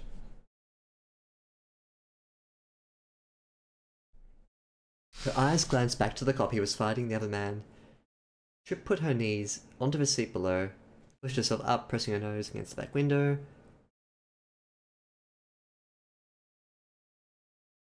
Here, I suggest adding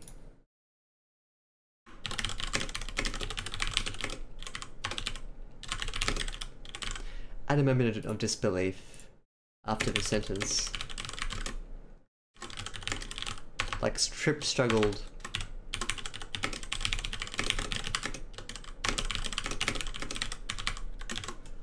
Like that. He was fighting the other man.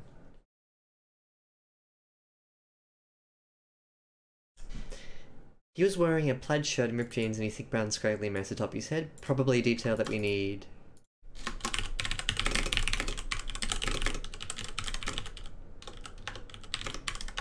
To include when we first see the man. Even then, it's not really... Even then, it's not super important. It doesn't really matter what he's wearing or if he has brown hair or any other type of hair. It looked like the guy was trying to bite the cop. She sat back down on the seat as she watched the scene unfold. The entire time, the only thing she could think was, people are weird. I quite like that. I quite like how blunt and honest that is.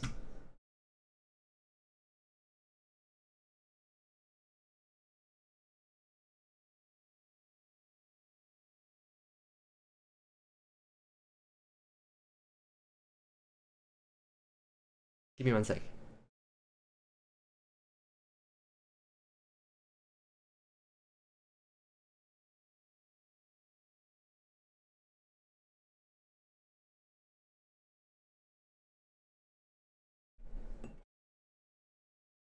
I'm watching the clip.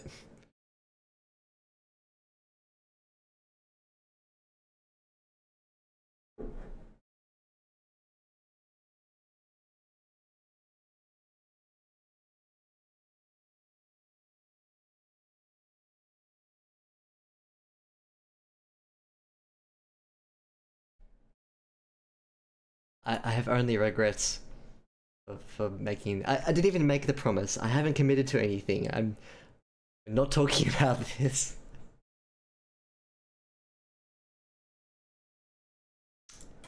Yes, just a little bit more to go.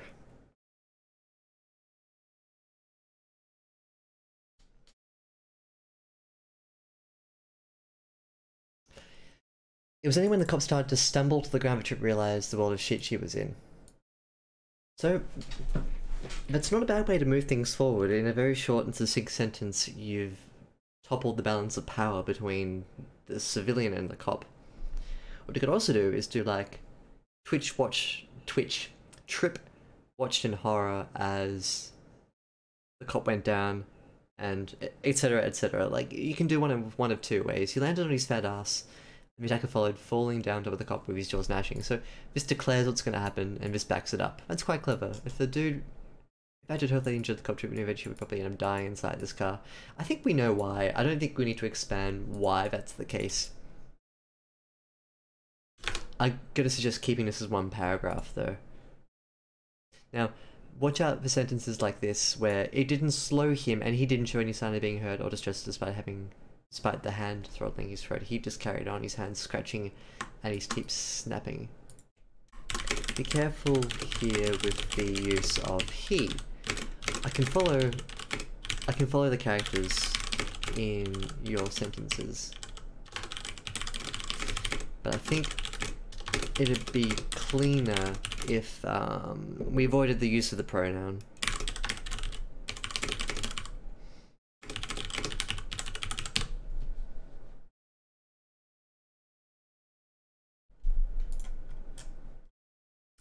Why?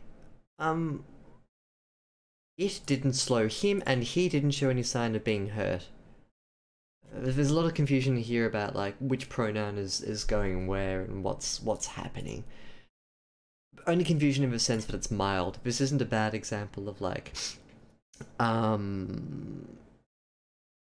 it's not an egregious example where the characters actually swap around, but rather I think it's just a bit stronger if you focus the sentence a bit more so that it's not, he did this to him and he also did that in response.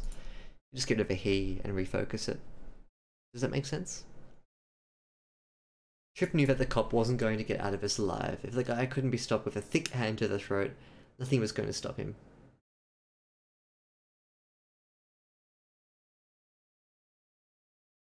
feel like he should pull his gun out or reach for his gun.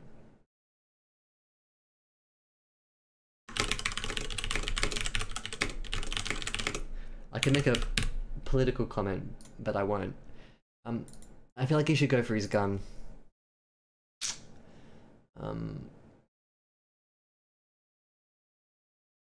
Or at least try to, you know, he is a cop and he's probably armed, so...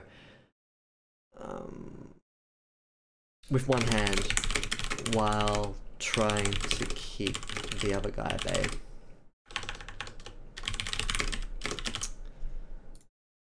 She got onto her back, ignoring the stinging pain in her arms, which is, swap that out for... If you want to... If you want to keep the foot seen from before.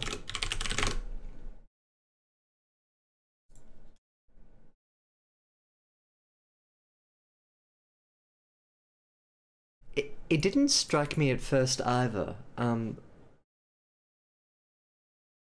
Maybe because, I mean, CuddlyClement's from the UK. Beat officers in the UK, correct me if I'm wrong, they don't have guns. You have to, I think, call someone in who is armed. I think that's still the case, right? Like, the general beat cops aren't armed. In Australia, it's mostly unarmed. Oh, except for things like batons or sprays. Sometimes, though, some police officers in Australia do. I think in America it's pretty standard for every one of them to have, at the very least, a taser and probably a gun. Yeah. You're a sim. They do not? Yes, that's right. That's quite a famous thing. Yeah, and those are big guns. Those super special police. They do not mess around. Do they really in Sweden? Huh, I didn't know that. Yeah, it's sometimes in the city. So God, you're right. And I think around Surrey Hills as well. Some of them do have weapons. I remember the first time I saw a cop with a gun. Um, and just they were at Macca's and they had a gun, and I was like, "What is that?" We don't see them very often, so it could have been a taser. Actually, I couldn't even tell. But for me, it was like, "Whoa, that's pretty serious." I don't think it's pretty. Outside of the city, I'm not sure how common it is though. Yep, that's a good suggestion. It could be in a holster. They could reach for it. They could go for it before, as Saika was saying. They go down, pull it out, but it scatters away. You can have fun with that. You can make it. Um, you can tailor it to whatever you want.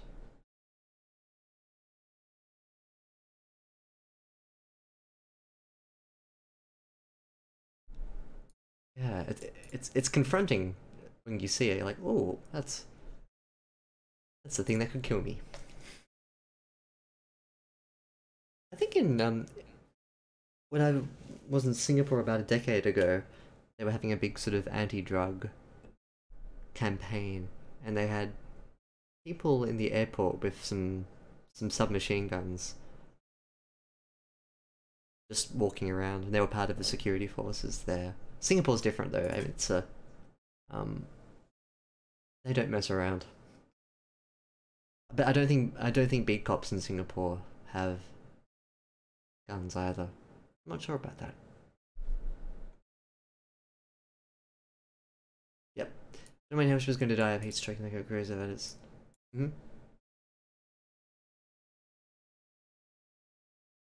This is good. This sort of signals desperation. I like that. I think this is quite a good end to the paragraph here. Get it again to keep the edges of the screen. Good. Good. So she's picked it up from somewhere. We've got the sweat coming down with the salty metallic mix. Because we've cut a lot of it up from above, I'm happy to see it come back here again. She refused to stop kicking. I think this is good. Like, line by line we can make a few changes here and there, but I think on the whole it's pretty good. Ah, the screen shattered before popping out of the frame. was slanted away from her out into the fresh air. I'm gonna put seal there? Maybe that's what you're after.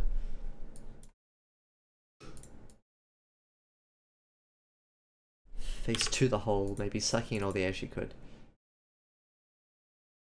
It was glorious as a nice declarative statement. I think that's good.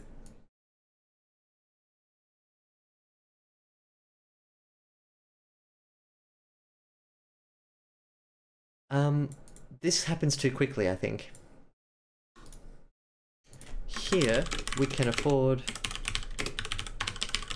major transition.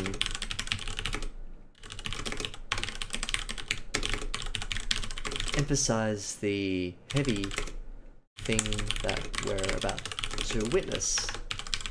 Start a new paragraph.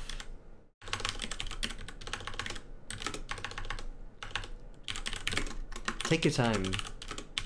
Slow the pace right down and give us the details. The gory, juicy details.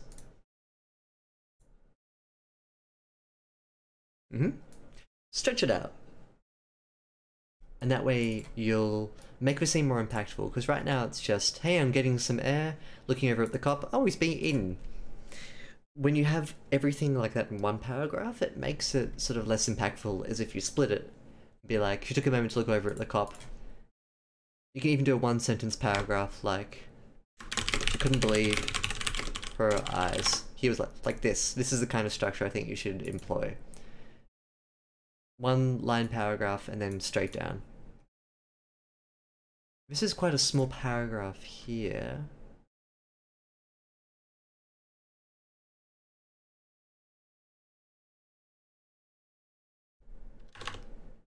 Consider mushing it back up, unless you want to like clear the end of this somehow. Yeah, it certainly is famous for its anti-drug policy. They're very, very strict on that.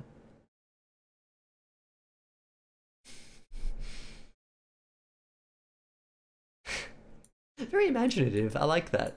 That's good. 8K as well. Damn.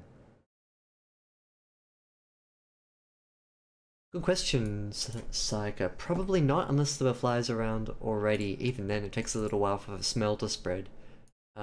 Flies? I don't think there are mention of flies in this story. I think you're talking in general. Takes a while. Takes a while for the smell to diffuse, I think. Are there flies in the desert?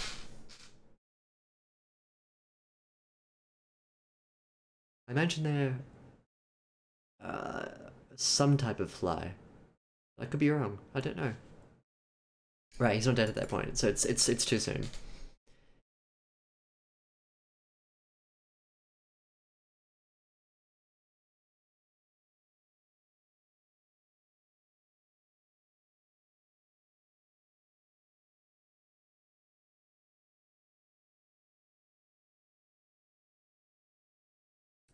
We get a good sort of blow-by-blow description of his paragraph here. Trip does this, Trip does that, Trip does this. More of a sense of, sorry, I'll take a step back. This is a series of linear events that feed into each other too. What's missing from this?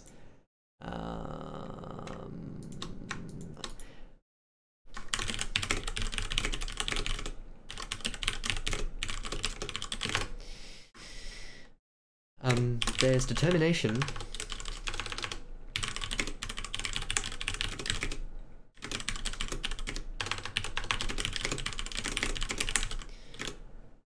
I think adding a real sense of tangible fear. What's going through Trip's head needs to be explicitly stated.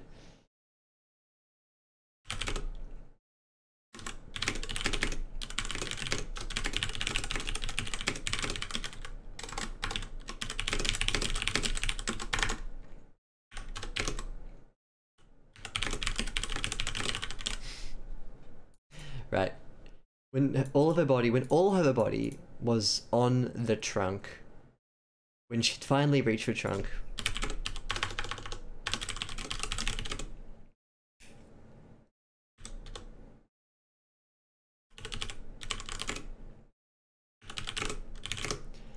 If you span around, that should be spun, past tense. Span is like a, the span of something is like a measure of it. Kicked her legs over the edge, her stomach slid down the metal trunk, and her feet landed solidly on the ground. Go to solidly. A long sigh escaped her legs as she felt the cool, fresh air all around her.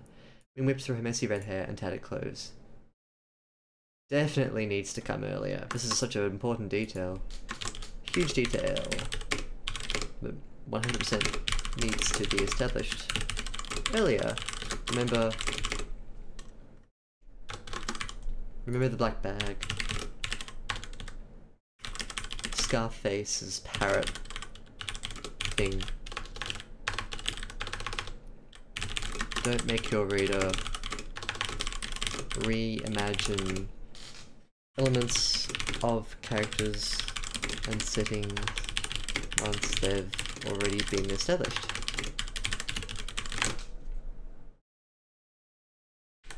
I'm glad that Scarface's parrot is another way of using that as a metaphor.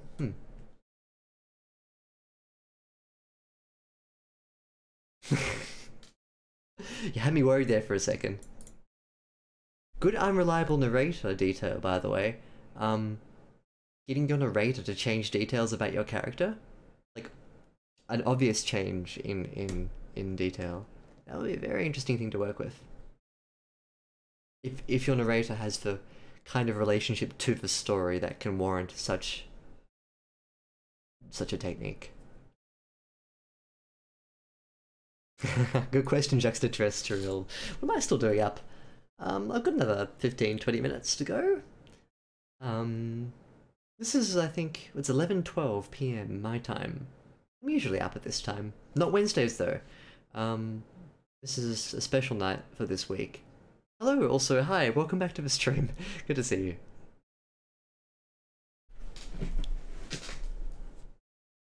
This makes me sound like, doesn't know when to quit. Either like a really bad drug addict, or a hardened action hero. I don't think I'm either. Alright, she stood and enjoyed the moment. Ignoring the blood and guts, she raced to the cop and tried to find the keys to her cuff. Right, so one thing I think that definitely needs major change here is how Trip reacts to the corpse. Right now, it's sort of like a... It's not gross enough. By that I mean her reaction to the corpse isn't grossed out enough. Right now, Trip isn't fearful.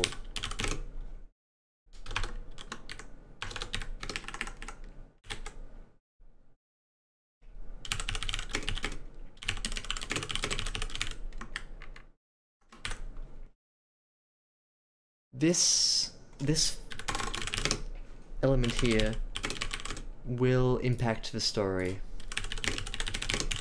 More specifically, how it's told.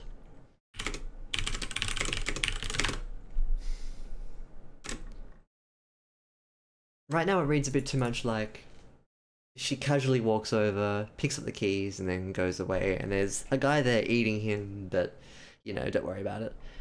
I'm being a bit trite there, it doesn't read exactly like that. But it needs to be a bit more like, holy shit, she needs to go to that corpse and pick up the keys from inside the cop's pants. How is she going to approach this? This is basically like a flesh eater there. Is it interested in her? Is it paying her no mind? These are the details that we need to summarize immediately and then move into the scene. Right now it's a bit like, yeah, she just walks over. Other guy doesn't seem too mad. The guy eating was focused on chopping down for a donut. As she searched. So she's already there. So in the space of like coming out of the back of the cruiser, she's already been like, gotta walk over there and pick up his cuffs. Pick up the keys to his cuffs. I'd also suggest slowing this down a lot. A lot happens very quickly. At the moment, I'm just gonna make a comment here. Slow the next few sentences right down and make us as readers feel the fear as Trip weighs up what to do next. Right now it's a bit too fast.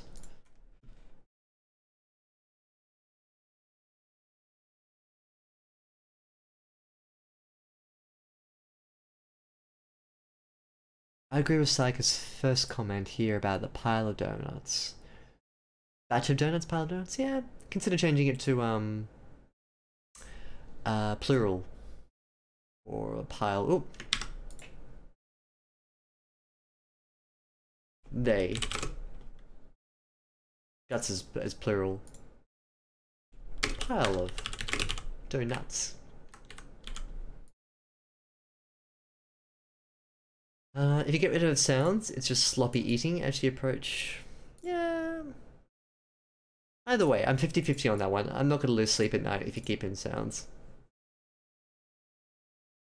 Exactly, yeah. I think that's what's missing from the scene here is just the... It's too quick.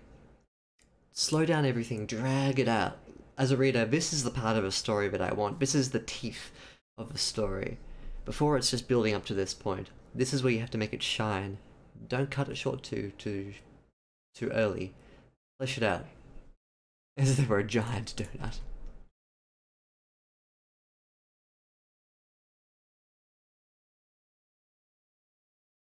So, here, like after you've fleshed that out too, she should probably move away from the flesh eater, I'd say. Rather than just sit down there and fiddle with her cuffs while there's a thing there, right next to her, eating. We also need to establish where the guy eating him, exactly how far away from the cop is this boy? Is he right in there against the body? Or did he unwind the large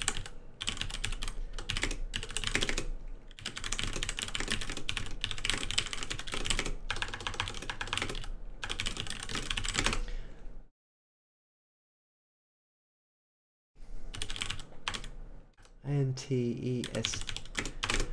So exactly how far away is the cop from the flesh eater? If he's right there on top of the cop, most of the scene can't happen as is, because that would mean that she would be coming up right to the zombie. If the zombies extracted the guy's large intestine and walked over to the nail shop and sat down and is chomping on the large intestine, fine, totally fine. Don't eat large intestines, by the way. It's not the part of the intestines you can eat. The small intestines is, I think, more edible than a large intestine. Pro tip for when you're a zombie. For a while she thought she wasn't going to be able to do it, just as she was about to get out the key slip timber lock. Cuff fell from this, the key slip too.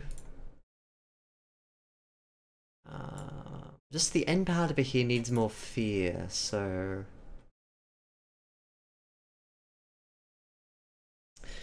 Reconsider... I'll just add more to really solidify the horrible nature of this whole event. It reads a little casual.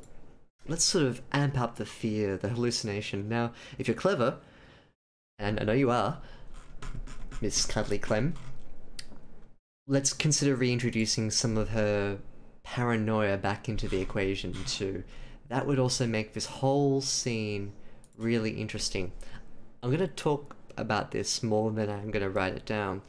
But a really clever thing you could do at this whole section here is to make it a bit like a drug withdrawal thing. Like when she first sees this thing here, believe her eyes.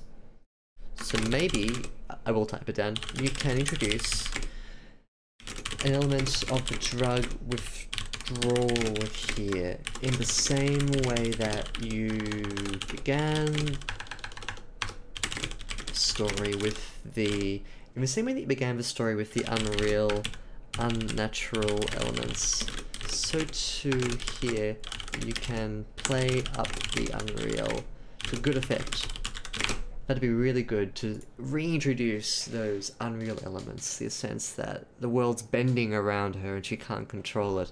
This would lie perfectly with her as a character, with Trip. It would also make the scene a bit more emotionally impactful for her, to have it play with her sense of reality. Really consider bringing in those unreal, reality-bending elements to this scene here. It'll make everything just a lot more visceral, a lot more real, a lot more emotionally impactful. I really want to see that in like another draft that you push through of this. Yeah. How to eat people alive.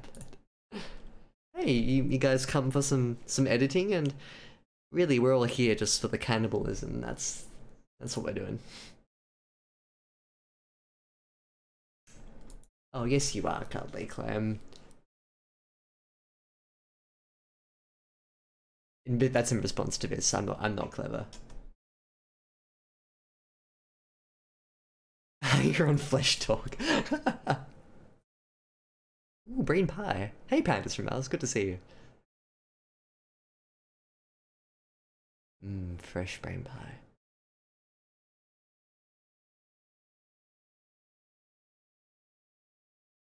Well, at the very least, Clem, with successive edits and redrafting, you can convince us that you're smart. That's the most important thing, right?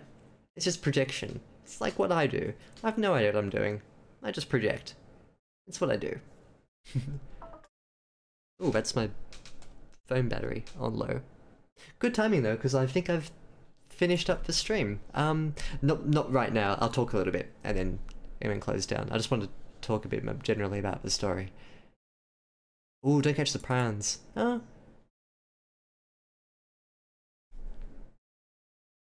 No guarantee that it won't be prawn free if it's fresh, unfortunately. But good suggestion for the fresh brains. They do taste better. They don't taste as though, like, you know when you put a brain in the fridge and you take it out after a couple of days and it's chilled and you try and get it up to scratch again, but it doesn't have that same flavor. Yeah. Gotta watch out for those prawns though. There's no way around them, but yeah, look, fresh brain's always good.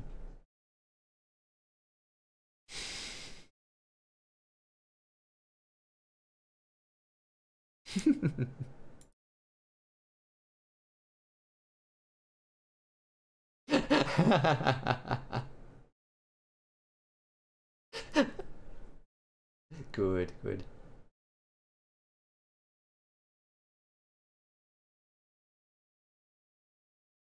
Yeah, because I've got a really interesting scene here and a good sort of kicker off to an interesting zombie story. Especially in the sense that I think Trip herself is an interesting character. I want to learn more about her and I want to dive down into her as a character. Because we've restricted to two characters here, we get a lot of flesh on their bones. We get a really good sense of who they are as individuals and how they're relating to each other. It's a pleasure to read in that regard. When you have solid characters, it's easier to work with your imagination to construct a scene. Characters first and foremost can help any story flourish if you pay special attention to how they're constructed. So well done here. I think they're interesting people. You can dial the story up to 11 by really playing with this blue stuff that we were talking about in the last stream, the unreality of it all. Drip it in at the right time, like at this scene at the end here, which is crazy. It can be made really special if you introduce those unreal elements again. Yeah, just watch out from this sort of last few scenes that the way it's written is smooth and everything flows well together. I think on the whole it's interesting, and in terms of total length, yeah, about 3k words. I think that's reasonable. Have a think about the setting as well. I know you talked a bit about the nail salon and the gas station. Solidify those in the first part of a story before you move on to the second. Really, like, you want those kind of details to stand out at the front. Also mentioned that Trip has red frizzy hair at the very first time we meet her, or at least in the first page, so that we don't have to reimagine the detail later. I think that's all I have to say about it. I hope everything was helpful and you're on your way to a lovely second draft, which I will then go through again and make it all green. More green. But yeah, thank you for sending this over, CuddlyClem. And I hope it was useful for you. If anyone has any stories that they'd like me to edit, to take a look at, send it through. My queue is clear.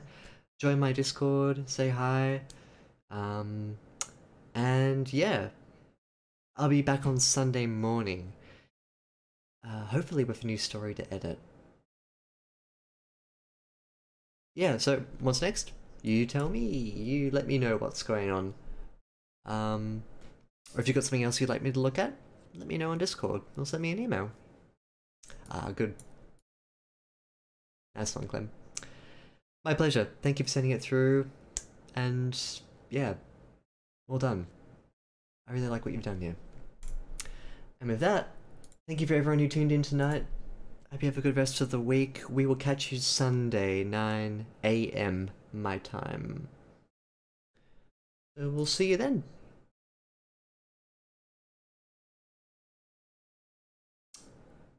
Ooh, yes, thank you, Sakoj. Make, CuddlyClem, Real Sayaka, Pandas from Mars, Juxtaterrestrial. I think I've got you all. Sorry if I excluded you on that list then. We'll see you next time. Bye bye.